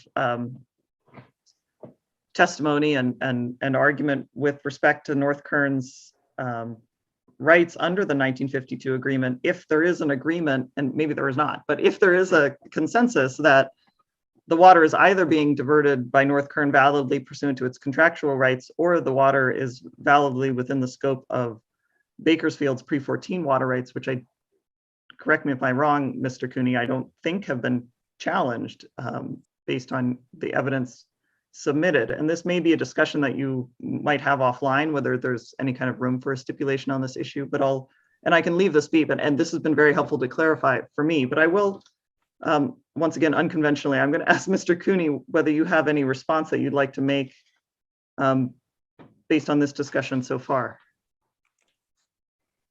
Well, I guess I've heard the outline now of Mr. Pierce's argument. I've been hearing basically the same argument probably since early 90s. I'm sorry to interrupt. I really meant with respect to this issue of whether or not we need to examine North Kern's contractual rights or rights to water, whether contractual or otherwise, to forfeiture releases, and whether you think we need to reach that issue to determine whether or not there is unappropriated water available as a result of the forfeiture decision. Well, we have indicated that we don't think the board or HO has the jurisdiction to, as it were, adjudicate the terms and conditions of the 52 agreement. we also, first of all, believe that on plain language, the city is completely incorrect. But what I heard Mr. Pierce say, which we would absolutely oppose, is that if the hearing officer correctly determined, and this is actually one of the points that we made in our responses to objections, whether it be water diverted and used in whole by two parties, or it be diverted and used in whole by one party, it's completely diverted and used beneficially under pre-14 rights, and therefore it can't be unappropriated water. I think there's merit to that logic, but what I heard Mr. Pierce ask for then, which we would absolutely oppose, is any kind of a ruling from the hearing officer that it is the city of Bakersfield that is entitled to divert and use that water under the pre-14 rights, because then what you would have been dragged into is exactly what you shouldn't be addressing, is, the underlying merits of the 52 agreement. And of course, Bakersfield's overlooking the fact that they bought their rights subject to that agreement and its requirements. And long before Bakersfield acquired any rights, that water was diverted and used by North Kern. So the proposition that Mr. Pierce asked you to buy off on, that you would actually then render, if you find as a matter of fact in law that all of the waters affected by the judgment have been diverted and used by, I'll pick on one right, the James First right, that then means that, okay, it's not unappropriated water, but the city of Bakersfield is the only one and party who can then divert and use water under the James right. We oppose the latter part of that equation. That's exactly what Bakersfield is trying to do, and they're in effect trying to adjudicate the 52 agreement. We disagree with that. Thank you, Mr. Cuny. I think that's helpful. So what I'll ask at this point, I'm going to, I think, leave this issue, but what I will ask is that if the two of you might confer offline about whether or not there is any room for a stipulation that would not address whether North Kern has the rights to this water under the 52 agreement or the city of Bakersfield, but simply reaching whether we can just agree that one way or the other, this water that has been diverted by North Kern, regardless of whether that was under a valid basis of right or under Bakersfield's right or anyone else's valid basis of right, that it was diverted under a valid basis of right and is therefore not unappropriated water. If there is room for stipulation, I think that would narrow the issues quite a bit in this phase. If there's not, then I will address whether or not I think that issue is appropriate to be addressed in this proceeding, or we will proceed as we can. But I would appreciate if you would confer just to see if there is room for some kind of stipulation, because it does seem to me that there may be understanding that this is an argument in the alternative and you're not waiving your other arguments with respect to a lot of these issues.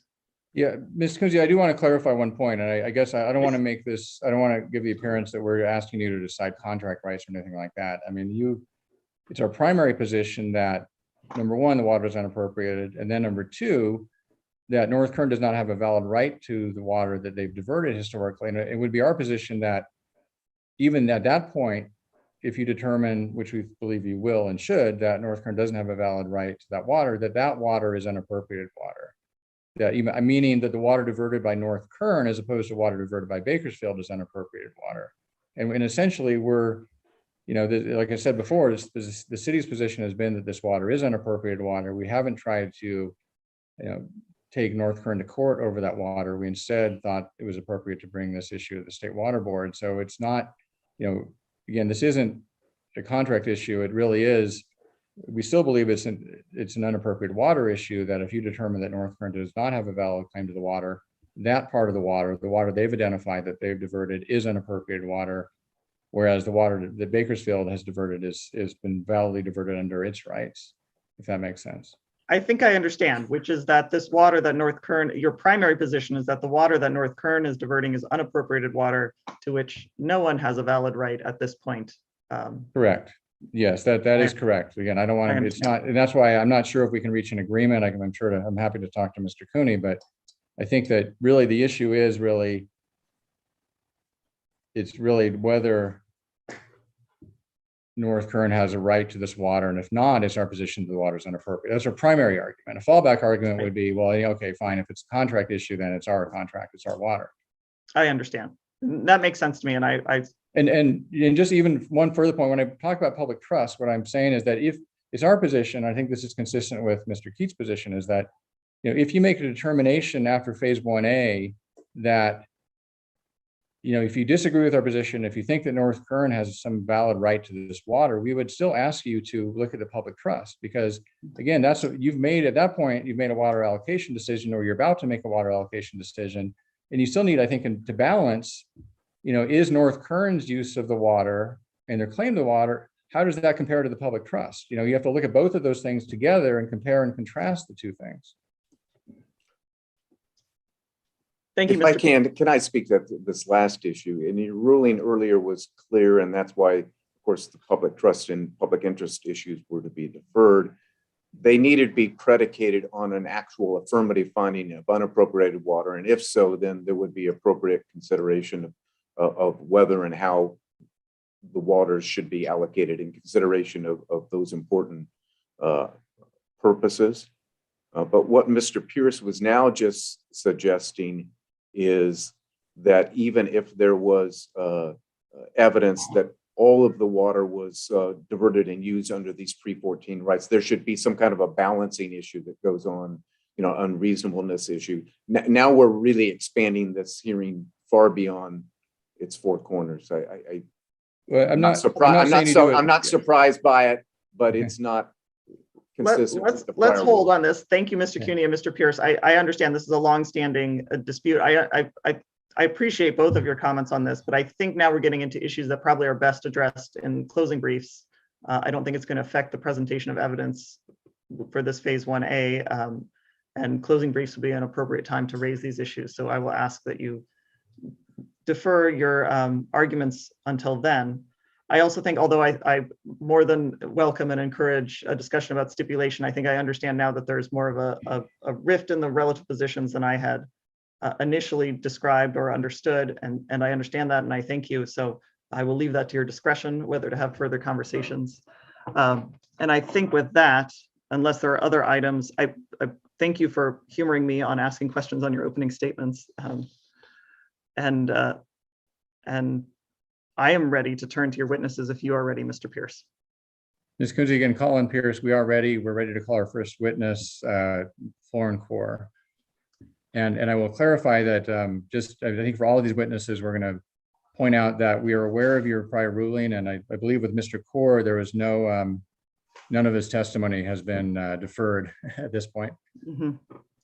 And if we have a technical issue, I am right now in the same room as Mr. Core. We're on different screens. If there's too much feedback or if there's issues, we may need a very quick break while I go into another room, so to try to avoid the issue.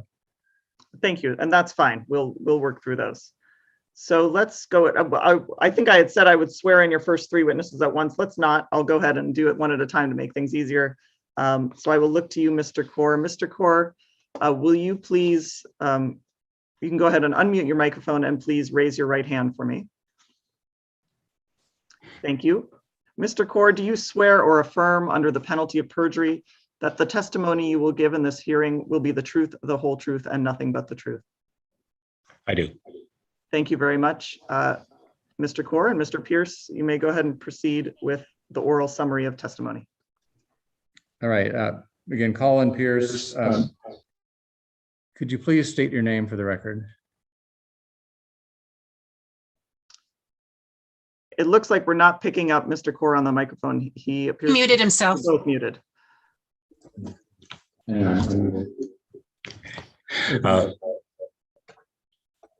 Florin Core, first name spelled Florn, last name spelled Core. And maybe, Mr. Pierce, can you mute your output on your computer? That may be the problem because we are getting some feedback. So if you mute the volume on your computer.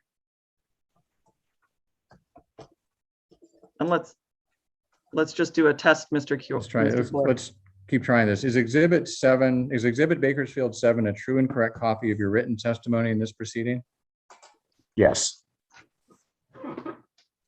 What is your current employment position? I am the former water resources manager for the city of Bakersfield. I am currently a water resources consultant in the Kern County area. I advise local governments and private companies on water management concerns. Got it. And on groundwater sustainability actions. My consultancy includes numerical analysis of water supply sources and to assist entities in decisions of general water matters. And what were your duties and responsibilities as Bakersfield's water resource? Varied and many. I was head of the water resources department. I answered to the city manager. I was in charge, our office was in charge of the operations and maintenance of Kern River facilities. We were in charge of central records that kept the records, measurements and records on the Kern River. We operated a 5,000 acre municipal wastewater farm. There were Kern River Levy District was under the operation of our department. And also we offered services to other departments in the city when it came to water matters.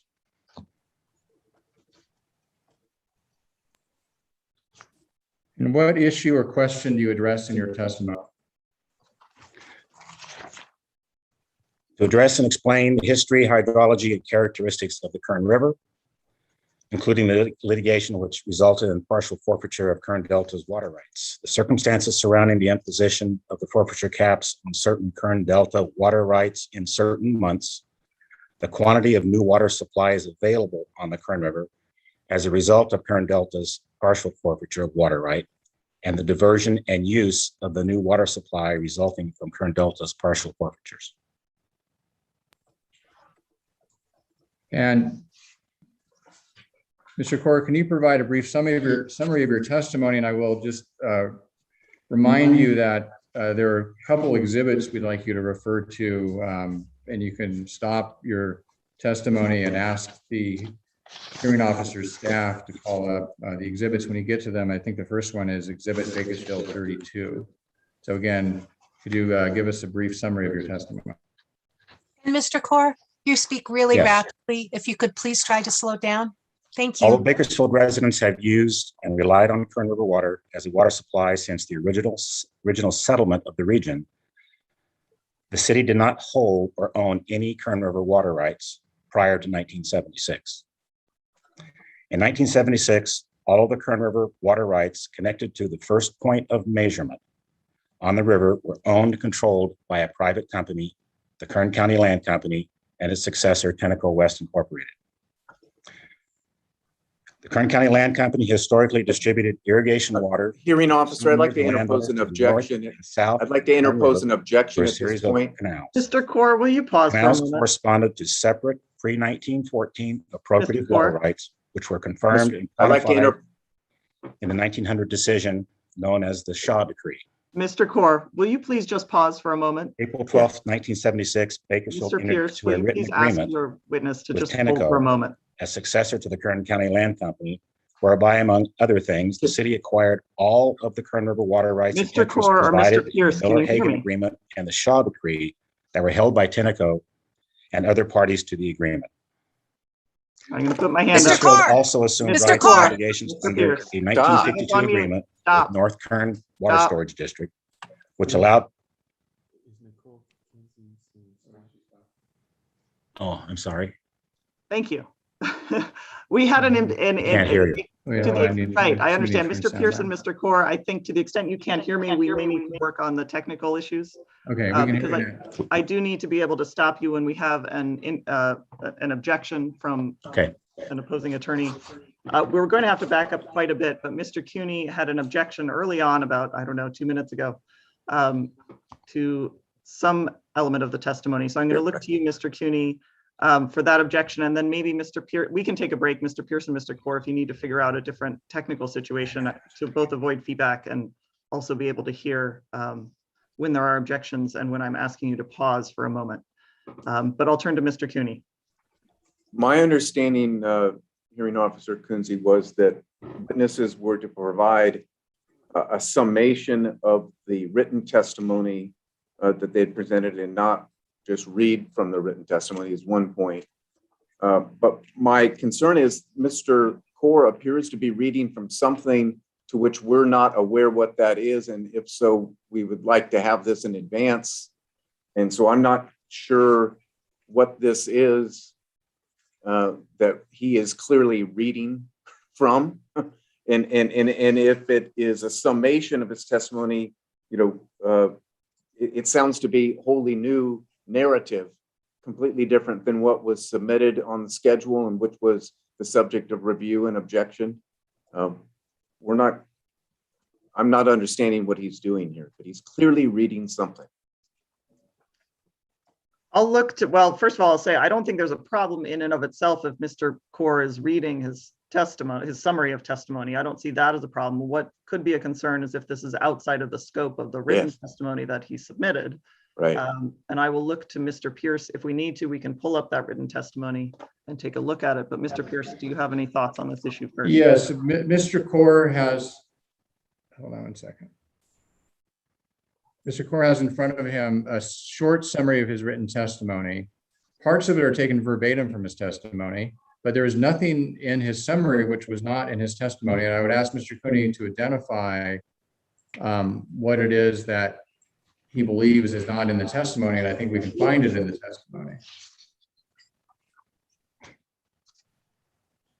Well, I just heard a long narrative with regard to the Shaw Decree and Miller-Hagan Agreement, and I'm looking and trying to find where that was addressed in detail as was being talked about here.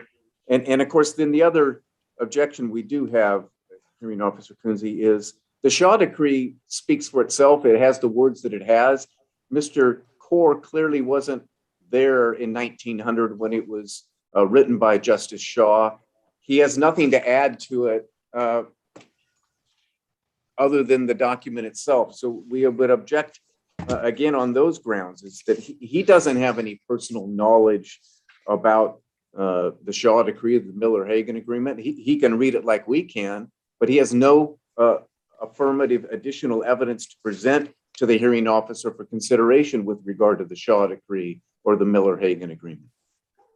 So on that point, Mr. Cooney, your objection is noted for the record. I will allow Mr. Core to continue with the portions of its testimony that refer to the Shaw Decree. I think I addressed this in my earlier rulings with respect to my ability to disregard, to read the Shaw Decree for myself, and to the extent I have a different understanding of what the meanings of those words are. You're right, there may be an efficiency issue here, but I think actually it'll take more time to go through this testimony and weed out any references that may go beyond the bounds of, or that are unhelpful in an evidentiary matter to interpreting the Shaw Decree or inappropriate legal opinion. And then finally, to the extent Mr. Core wants to clarify his understanding of the Shaw Decree, that may in fact be relevant depending on the nature of the testimony. So I will overrule that objection, but it's noted for the record.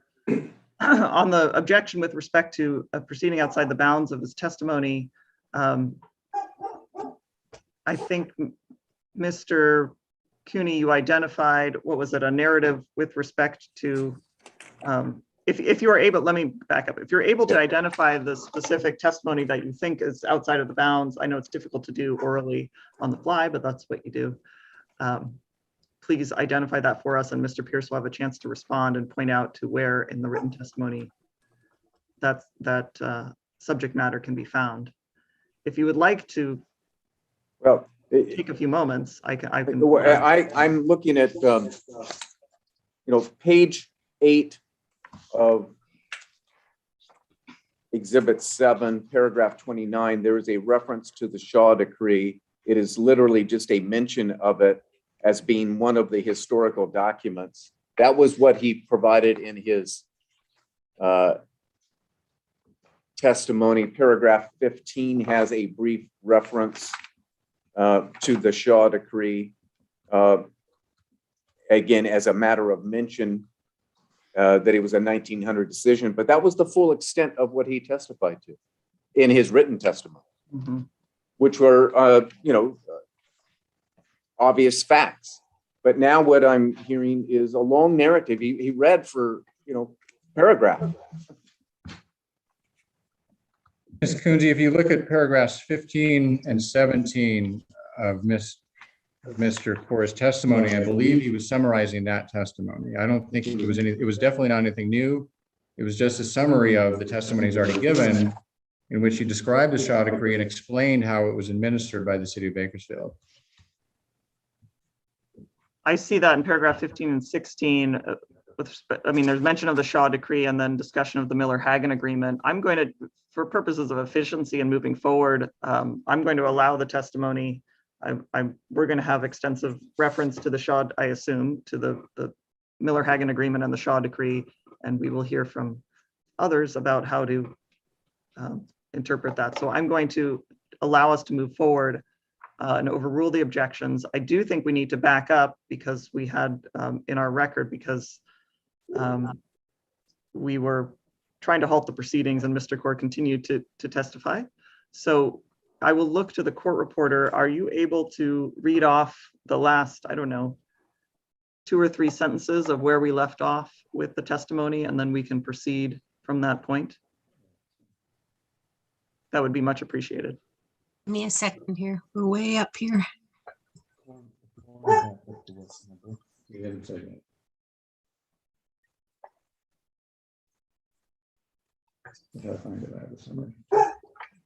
And I think just for technical, Mr. Pearson, Mr. Core, if you're in the same room, just one of you can have audio output, but the other computer, if you have more than one device, mute the others, and then we shouldn't have feedback, hopefully. Okay, so whenever you talk, it jumps all the way back down to the bottom. So if you can give me a second to get there.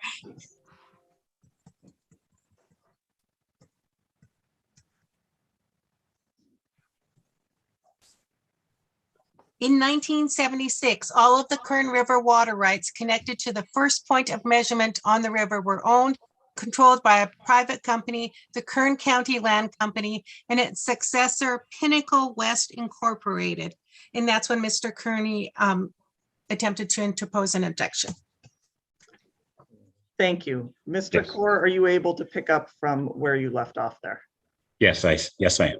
Thank you. Please proceed. The Kern County Land Company historically distributed irrigation water to consumers and landowners to the north and south of the Kern River through a series of canals. The canals corresponded to separate pre-1914 appropriative water rights, which were confirmed and quantified in the 1900 decision identified as the Shaw Decree. On April 12, 1976, Bakersfield entered into a written agreement, a successor to the Kern County Land Company, whereby, among other things, Bakersfield acquired all of the Kern River water rights and interests provided in the Miller-Hagen Agreement and the Shaw Decree that were held by Tenneco and the other parties to the agreement. Bakersfield also assumed rights and obligations under a 1952 agreement with the North Kern Water Storage District, which allowed North Kern to use Kern River water accruing to certain rights owned and held by the city, subject to various limitations. The hydrology of the Kern River historically is characterized by severely diminished flows of water below the primary diversion points along the Kern River, particularly below the Callaway Weir. The vast majority of the flow of the Kern River between First Point and the Callaway Weir has been diverted away from the Kern River for agricultural use, resulting in a dry riverbed downstream of the Callaway Weir through most of the year. To protect the river, the local groundwater supply, and the environment in and around the river, Bakersfield developed a long-range goal of maintaining a consistent, sustainable flow of water in the Kern River. Since the 1960s, the city also has worked towards a goal of providing minimum annual flows to the Kern River. Bakersfield has also utilized the Kern River Channel and the banks for environmental purposes by setting aside open space areas, trail systems, native vegetation, habitats, and greenbelts. The Kern River First Point rights are listed in order of priority in the Shaw Decree on the diversion sheets used by the city and maximum flow rate for diversions for each respective right, as shown on Exhibit 32. Do you need to bring that up, please. Ms. Mullen, if you would please bring up Bakersfield 32.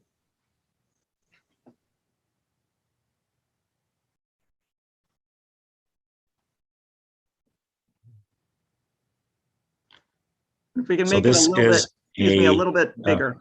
Excuse me. She said make it bigger. Okay. Thank you. Yeah, I'm listening to my headphones, so I'll you guys do that. I mean, I think that's okay.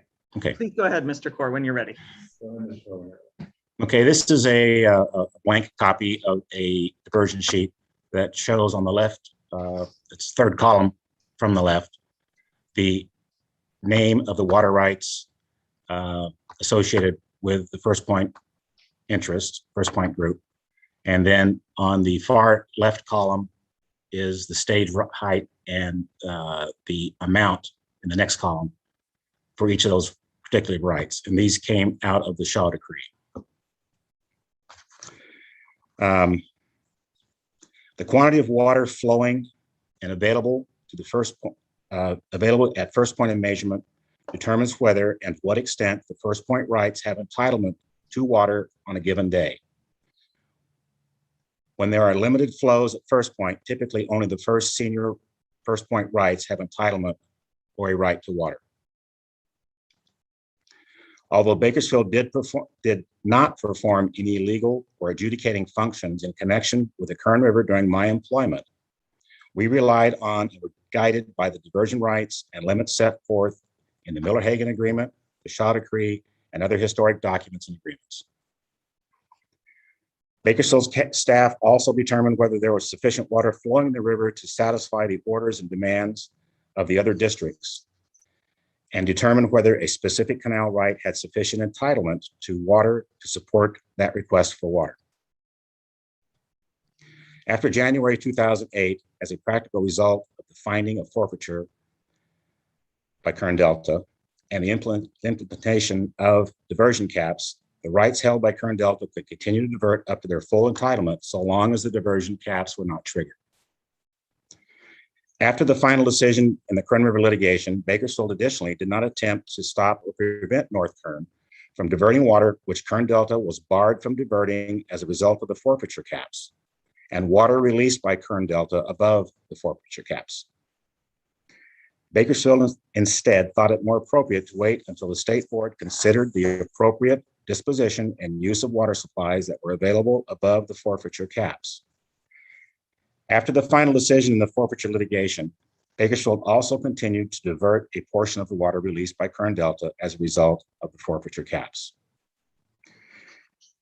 Beginning in 2013, I began to work with Bakersfield's Water Resources Department to assist in the preparation of a water availability analysis to establish an account for the quantity of unappropriated water on the Kern River based on Kern Delta's historic failure to use all of the water available to its rights. In 2018, I again began working with Bakersfield to compile and create data and information to support the city's preparation of a supplement to the prior water availability analysis. This supplement is submitted to this proceeding as Exhibit Bakersfield 6.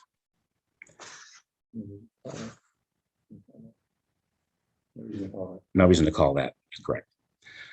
The table submitted as Exhibit Bakersfield 110, prepared by me, we can bring that one up.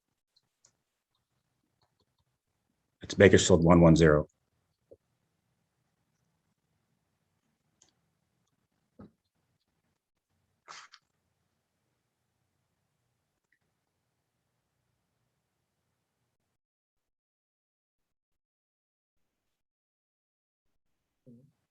That's it.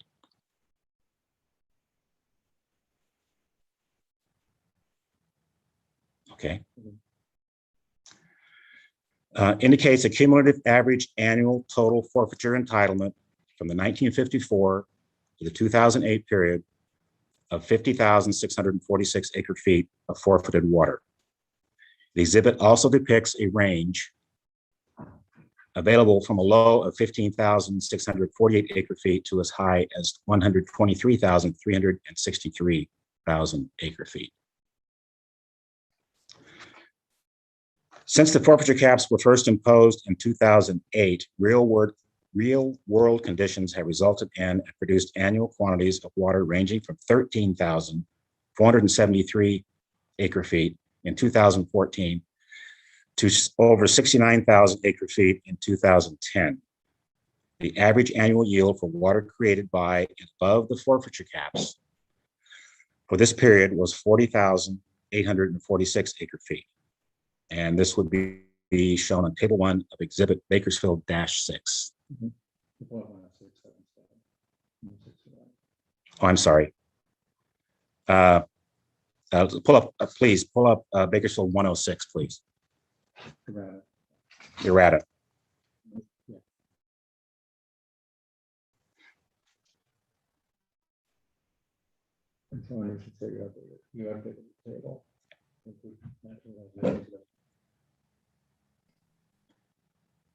Now, this table is an updated table from the 2019 analyses to include the years 2019, 2020. So it goes from 2008 to 2020, as opposed to the original 2008 to 2018. And again, I can reiterate those numbers that they came up with a average of 40,846 acre feet total forfeited water, with a low of 13,473 in 2014 and up to 69,400 in 2010.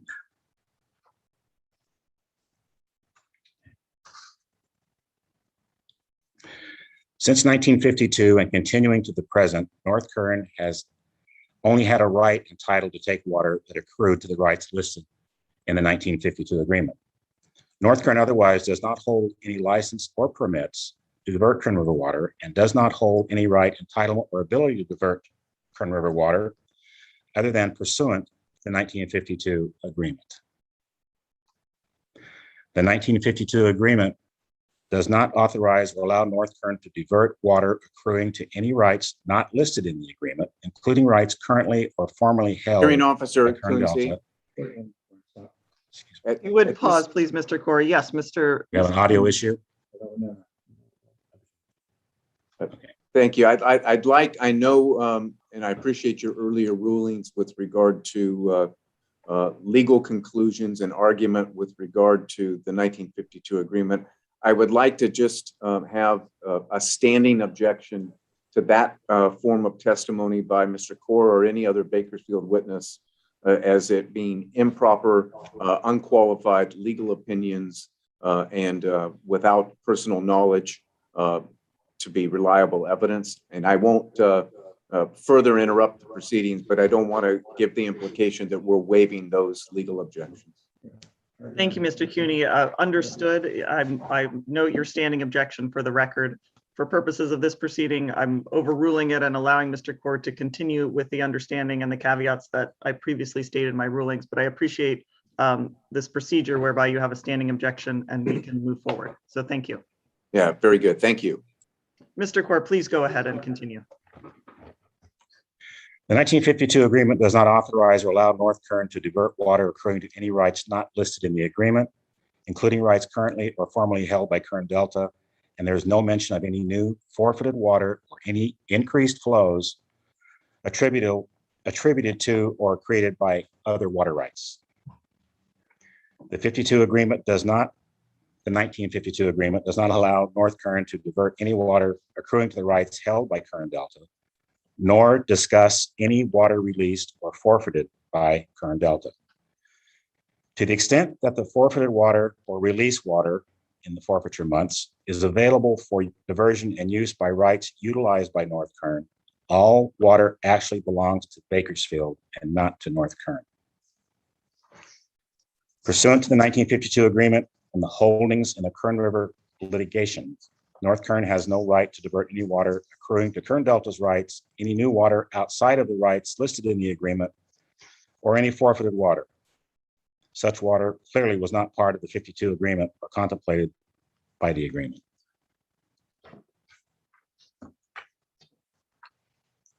I believe.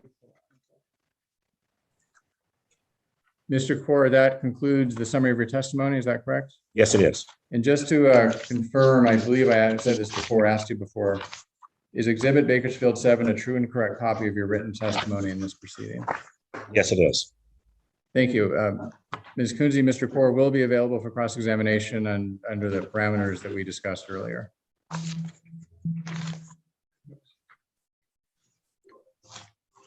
You're muted. She's muted. Thank you. Mr. Pierce, when you're ready, we can move to your next witness. You here?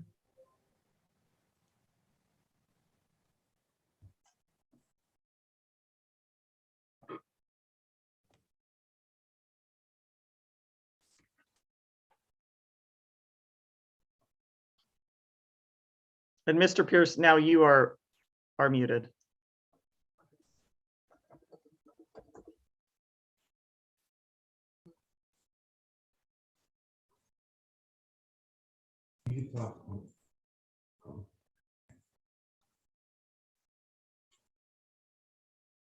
Hold on. We're having some audio. I'm having some audio troubles myself now. No problem. I can hear you. I just can't hear though. So, all right. I think if you can hear me, I'm having some trouble hearing, but our next witness will be Art Cianello. Wonderful. And Mr. Cianello, I see you. Good morning. I think it's still morning. Will you please raise your right hand for me? Mr. Cianello, do you swear or affirm under the penalty of perjury that the testimony you will give in this hearing will be the truth, the whole truth, and nothing but the truth? Yes, I do. Thank you. Please proceed when you're ready with the summary of your written testimony. All right. Could you state your name for the record, please? Yes, my name is Art Cianello. Is Exhibit Bakersfield 8 a true and correct copy of your written testimony in this proceeding? Yes. Can I get him to spell his name for the record, please? Yes, ART is my first name and the last name is CHIANELLO.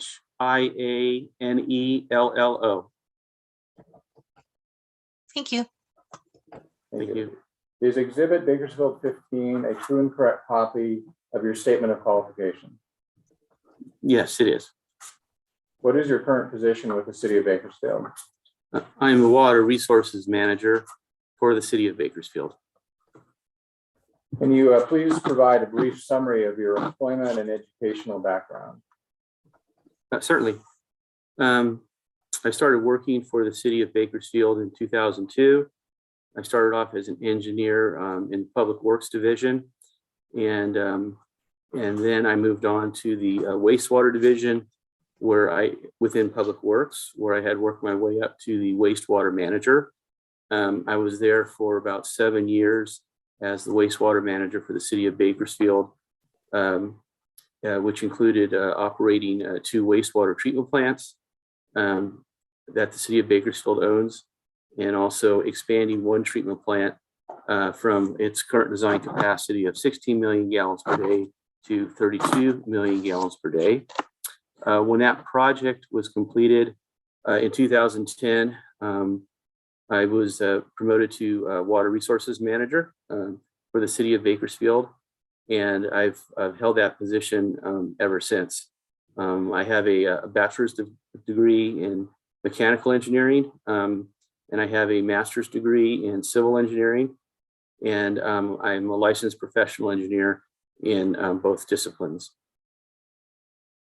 Mr. Cianello, what are your duties and responsibilities as water resources manager? In general, I'm responsible for policy development, program planning, fiscal management, administrative and operational direction for the whole water resources department. I'm also responsible for accomplishing department objectives and goals within guidelines established by the city council, city water board. I serve as a department head reporting directly to the city manager. I supervise 31 employees in the water resources department. I advise and report to the Bakersfield Water Board, a 3-person subcommittee of the city council, and ultimately the 7-person city council and mayor. Could you please provide a brief summary of your testimony? Sure. To address Baker's.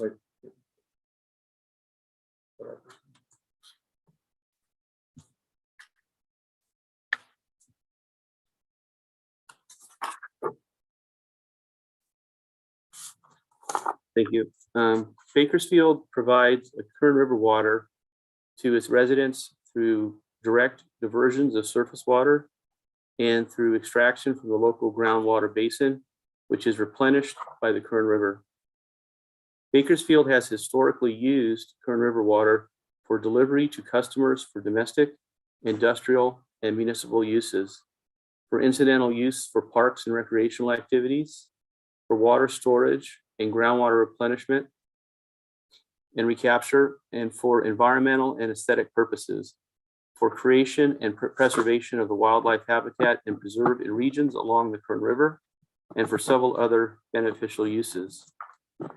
Bakersfield's demand for Kern River water averages about 135,000 acre feet per year. Approximately 100,000 acre feet of the 135,000 acre feet is typically designated for municipal uses for Bakersfield's approximately 400,000 residents. Water demands are anticipated to increase in the future in proportion to population growth. Through my duties and roles as Water Resources Manager, I have become very familiar with and knowledgeable about the history, hydrology, and characteristics of the Kern River.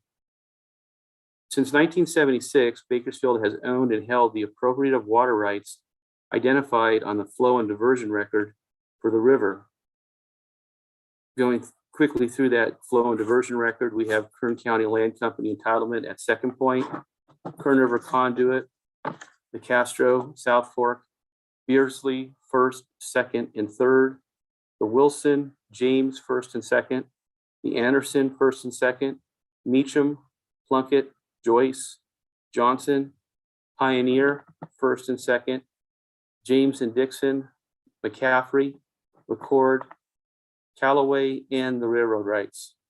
Kern Delta holds the remaining Kern River First Point rights, consisting of the Kern Island First and Second, Eastside, Buena Vista First and Second, Stein, and the farmers' rights. North Kern is listed on the flow and diversion record because Bakersfield delivers water accruing to certain rights held by Bakersfield to North Kern pursuant to a 1952 agreement between North Kern and the city's predecessors in interest. It is my understanding that North Kern does not hold any separate or independent Kern River water rights, but only diverse water through rights owned by the city pursuant to the 1952 agreement. Hearing Officer Coonsey, may I just get a point of clarification?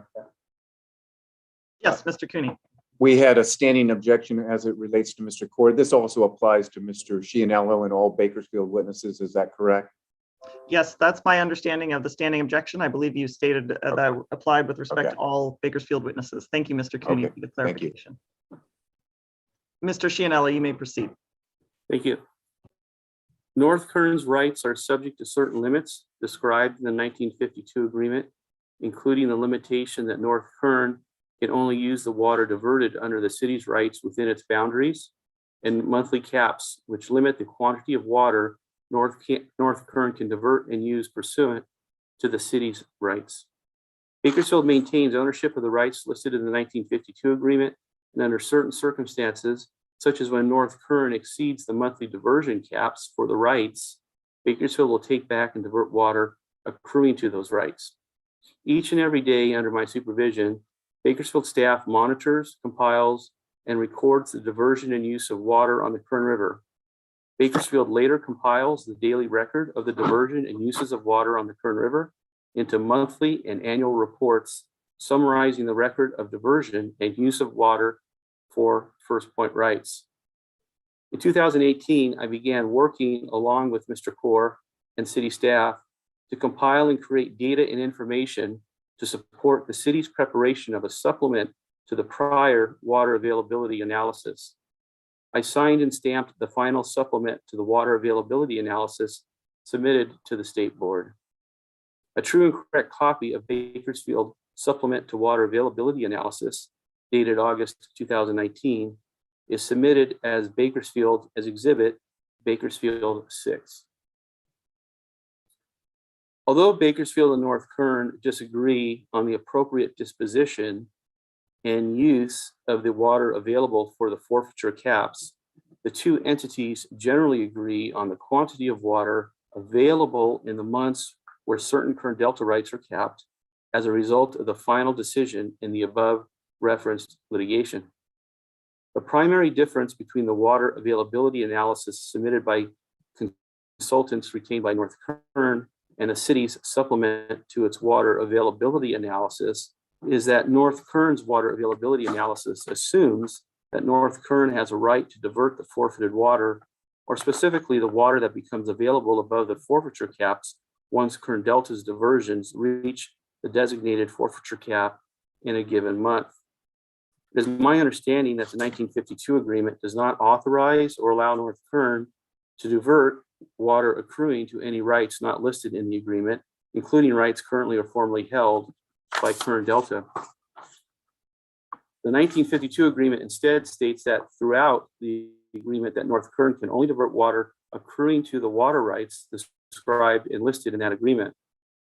The 1952 agreement does not state that North Kern has any right to divert water accruing to any other water rights, any new or additional water supplies, any forfeited water supplies, or any increased flows attributable to or created by other water rights. Following the final decision in the Kern River forfeiture litigation in 2007, water accruing to Kern Delta's rights above and over the forfeiture caps imposed on some of Kern Delta's rights in certain months has been treated and considered and accounted for as water within and associated within Kern Delta's entitlement, despite the ban on Kern Delta's diversions of that water supply.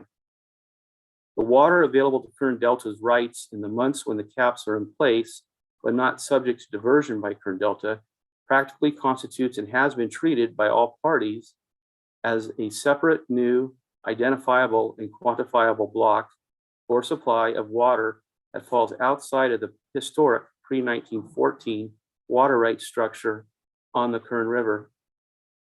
Bakersfield has also historically diverted a portion, approximately 18%, of the water released by Kern Delta. After the final decision in the forfeiture litigation, Bakersfield continued to divert a portion of the water released by Kern Delta as a result of the forfeiture caps through the junior Kern River rights it acquired in 1976 from Tenneco. Increased flow of Kern River water, which are diverted into Bakersfield's 2,800-acre recharge facility, are also important and necessary for the protection of a federally listed endangered species, the Buena Vista lake shrew.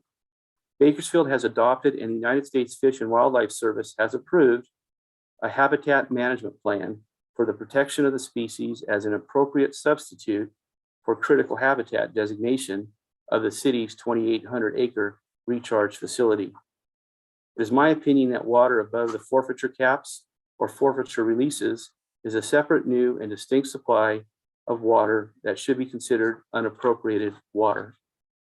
Even if the state ultimately makes a final decision that the forfeited water is not unappropriated water, North Kern still would not and does not have any right to divert that water under the 52 agreement, and as a result of the prior decision in the forfeiture litigation. If the state board makes final binding determination that the water available above the forfeiture caps is not unappropriated water, then the state board should also necessarily find that the city and not North Kern is entitled to divert and use the water above the forfeiture caps.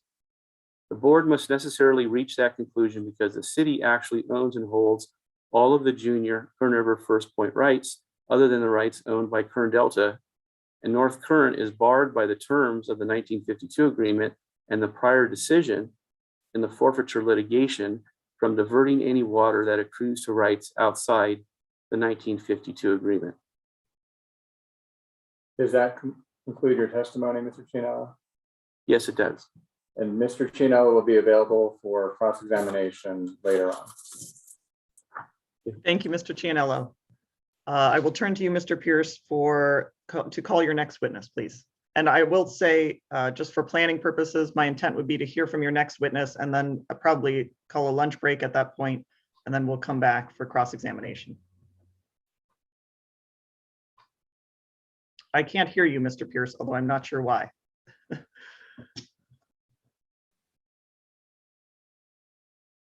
Still no volume.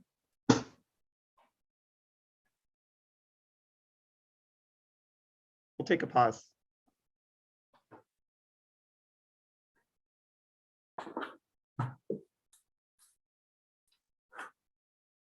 Can you hear me now, Ms. I can Kinsey? hear you now quite clearly.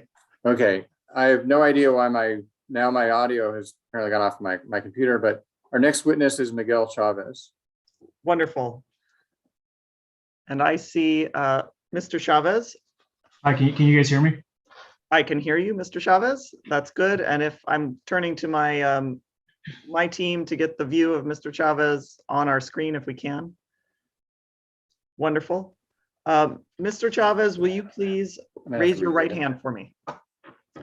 Do you swear or affirm under penalty of perjury that the testimony you will give in this hearing will be the truth, the whole truth, and nothing but the truth? I do. Thank you very much. You may proceed with your testimony.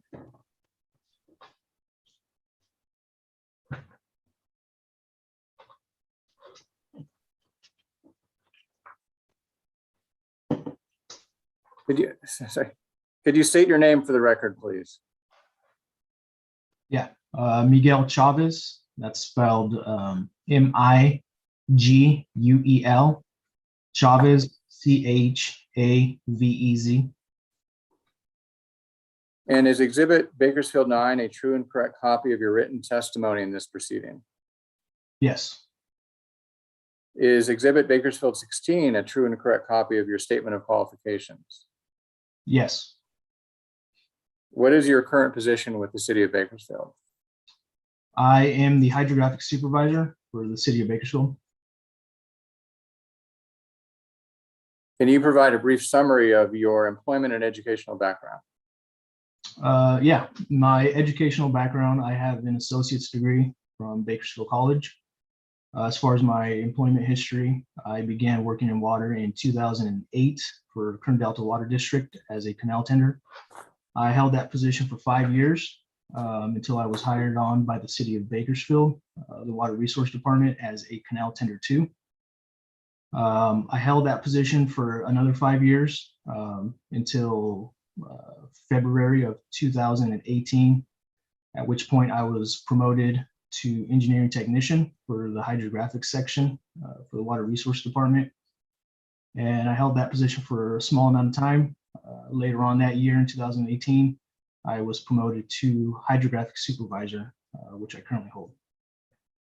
And what are your duties and responsibilities as hydrographic supervisor? My main duties are to supervise the daily record keeping of the Kern River, as well as the daily operations for the Kern River on behalf of the Kern River interest.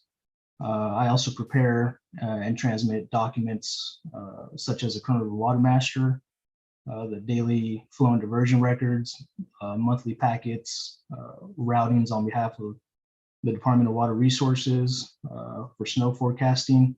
I also transmit historical documents, historical data when needed, and I prepare the annual Kern River hydrographic report. And what issues were you asked to address in your testimony? I was asked to provide testimony regarding current operations and record keeping on the Kern River, including measuring and recording of water released and not diverted by a senior right on the Kern River historically or presently. I also provide testimony on accounting and management and recording of water released by Kern Delta Water District above the forfeiture caps imposed to certain Kern Delta water rights during certain months out of the year. And can you provide a brief summary of your testimony, please? Yeah. So my testimony, I provide Again, information regarding water available within the Kern River First Point service area, which is allocated and recorded each day by City of Bakersfield staff under my supervision, as well as my managers, Art Chianello. Each day, we administer a prior judicial decision, which we refer to as a Shaw decree. And we also administer other historical agreements and documents to assist with the distribution of Kern River entitlements to the First Point water service area. The Shaw decree and other historical documents and agreements are coupled with the computed natural flow of the river on any given day. And from that, we can determine which water rights will be receiving water that day and how much water they will be entitled to. We record this data on the First Point flow and diversion record, which is, I believe, Exhibit 32 in my testimony. I don't know if we need to pull it up. I think Mr. Core already had that data pulled up. Yeah, I don't think we need to pull that up. So thank you. Okay. In addition to recording the data to those daily diversion records, we also record daily physical diversions off the river, which derive from daily water orders placed by various water districts. Those water orders go directly to my city staff under my supervision. And once those orders come in, city staff and myself determine how that water will be physically diverted to its desired location. The city owns a vast majority of the head gates and physical facilities along the river. So only city staff is authorized to make adjustments to canals or head gates and facilities on behalf of the Kern River interest. We do not investigate water rights or attempt to manipulate them. We simply record the data and make the physical diversions off the river. I also talk in my testimony about my understanding of certain Kern Delta water rights being capped during certain months out of the year as a result of a decision from prior litigation on the Kern River. We refer to those caps as forfeiture caps. I understand that Kern Delta cannot divert the water that accrues to those water rights once the designated cap has been met. Water above the forfeiture caps still accrues to Kern Delta's water right and is represented as an entitlement to Kern Delta, but Kern Delta can simply not divert that water once those said forfeiture caps have been met. I also understand that once those caps have been met, all the water accruing above and beyond the caps to those Kern Delta water rights is then considered a forfeiture release. Bakersfield, I understand that Bakersfield does not consider forfeiture releases as a natural entitlement. We view forfeiture releases as a separate and distinct block of water, that separate of natural accruing entitlement. The forfeiture releases are also not depicted as changing North Kern's natural accruing entitlement to their contracted rights. The city records show that the quantity of water released and not used by a senior right under a separate column titled releases, and it's then distributed under another separate column titled entitlements plus or minus releases. Entitlement for each water right is still calculated each day based off the computed natural flow of the river, and that entitlement does not increase or change because of forfeiture releases. If a certain junior right has its full entitlement because of the computed natural flow on any given day, and at the same time forfeiture releases are available to the river on that day, that right can only divert its full natural entitlement and does not divert any forfeiture releases. Forfeiture releases are instead available for diversion to the next junior right that has partial or no entitlement on that day. And I offer 4 exhibits. If you'd like to see them, I can name them off, but the 4 exhibits pretty much are 4 different scenarios of when of actual records from when Kern Delta released water and how it was distributed on those specific days. Also, my testimony, I talk about my understanding of the 1952 agreement between North Kern and the city of Bakersfield. I understand that North Kern only diverts water that accrues to the water rights listed in that agreement. In my experience, the city does not consider forfeiture releases as belonging or accruing to the rights North Kern uses under the 1952 agreement. And I guess lastly, I'm aware of the term law of the river. In my experience, that only refers to the methodology of the calculation for daily entitlements based on computer natural flow. I refer to actual agreements and documents that apply to the river when administering my day-to-day responsibilities as a hydrographic supervisor. The hydrographic supervisor, I guess. And that Sorry, concludes, I'm sorry, what was, as the what? Hydrographic supervisor. Thank you. You're welcome. and Mr. Chavez, does that conclude the summary of your testimony? Yes. Thank you. And Mr. Chavez is also available for cross-examination. Thank you, Mr. Chavez.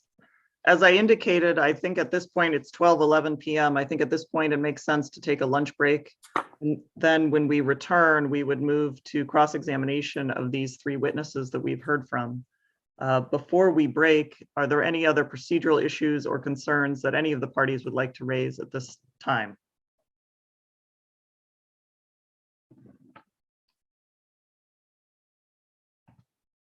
Not by us, we're fine. Not by the city of Bakersfield, Ms. Kinsey. Thank you. And so at this point, it's 12:12. Let's go ahead and give ourselves an hour break. We'll return at 1:15 and proceed with cross-examination of these witnesses. Once we get through cross-examination, then I think it would be appropriate to look at to consider the admission of the City of Bakersfield case in chief exhibits. So please be prepared to raise any objections. I have the objections that were made in writing, but if there are any additional objections, please be prepared to raise those. We will have to work through, given the exclusion of some of the testimony, whether they're the associated exhibits with those. So if you have a chance to look through, especially I'm looking at you, Mr. Cooney, to look through which exhibits are associated with the excluded testimony, that would be helpful to me. I will also take a look with my team. And then I do want to remind all of you to please leave the Zoom hearing because of the way our live streaming works. We all have to leave, break for lunch, leave the Zoom, and then re-enter the Zoom virtual room so that we can continue our live streaming this afternoon, which is through a separate link. In addition, yes, Mr. Cooney. Sorry to interrupt, I apologize. I think you overlooked, there is another panel of Bakersfield witnesses that follow. I did. And I assume you're doing admission of exhibits after we've done all of the panels. Yes, that is correct. I did overlook the second panel of witnesses. Yes, there's another panel of 4 witnesses. After that, we will move to consideration of the City of Bakersfield's exhibits. Thank you. I'm also reminded by my staff that if you, Mr. Cooney or any of the other parties have exhibits that you plan to bring up on cross that are not already in the record or not already in our administrative record, I should say, additional exhibits, if you would please upload those to the FTP site. That way Ms. Mullen can bring those up as when you would like to bring them up during cross-examination. Very good, thank you. Thank you. Thank you. Ms. Kenzie, this is Jolie Ainsley for the City of Bakersfield. Yes, Ms. Ainsley. I thought I heard you just say that we would need to use a different link after the lunch break, that you would like us to sign out. But do you mean that we click the same link to get back in at 1:15? Correct. I'm sorry. I didn't mean to say, Ms. Ainsley, I didn't mean to say a different link. It's the same link. We just have to all sign out and sign back in for some technical reason that mystifies me. And I think it has to do with our YouTube live streaming. So it's the same link. You just need to sign out. Any other housekeeping or questions before we break?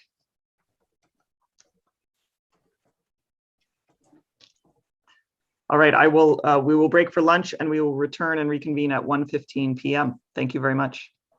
Thank you. So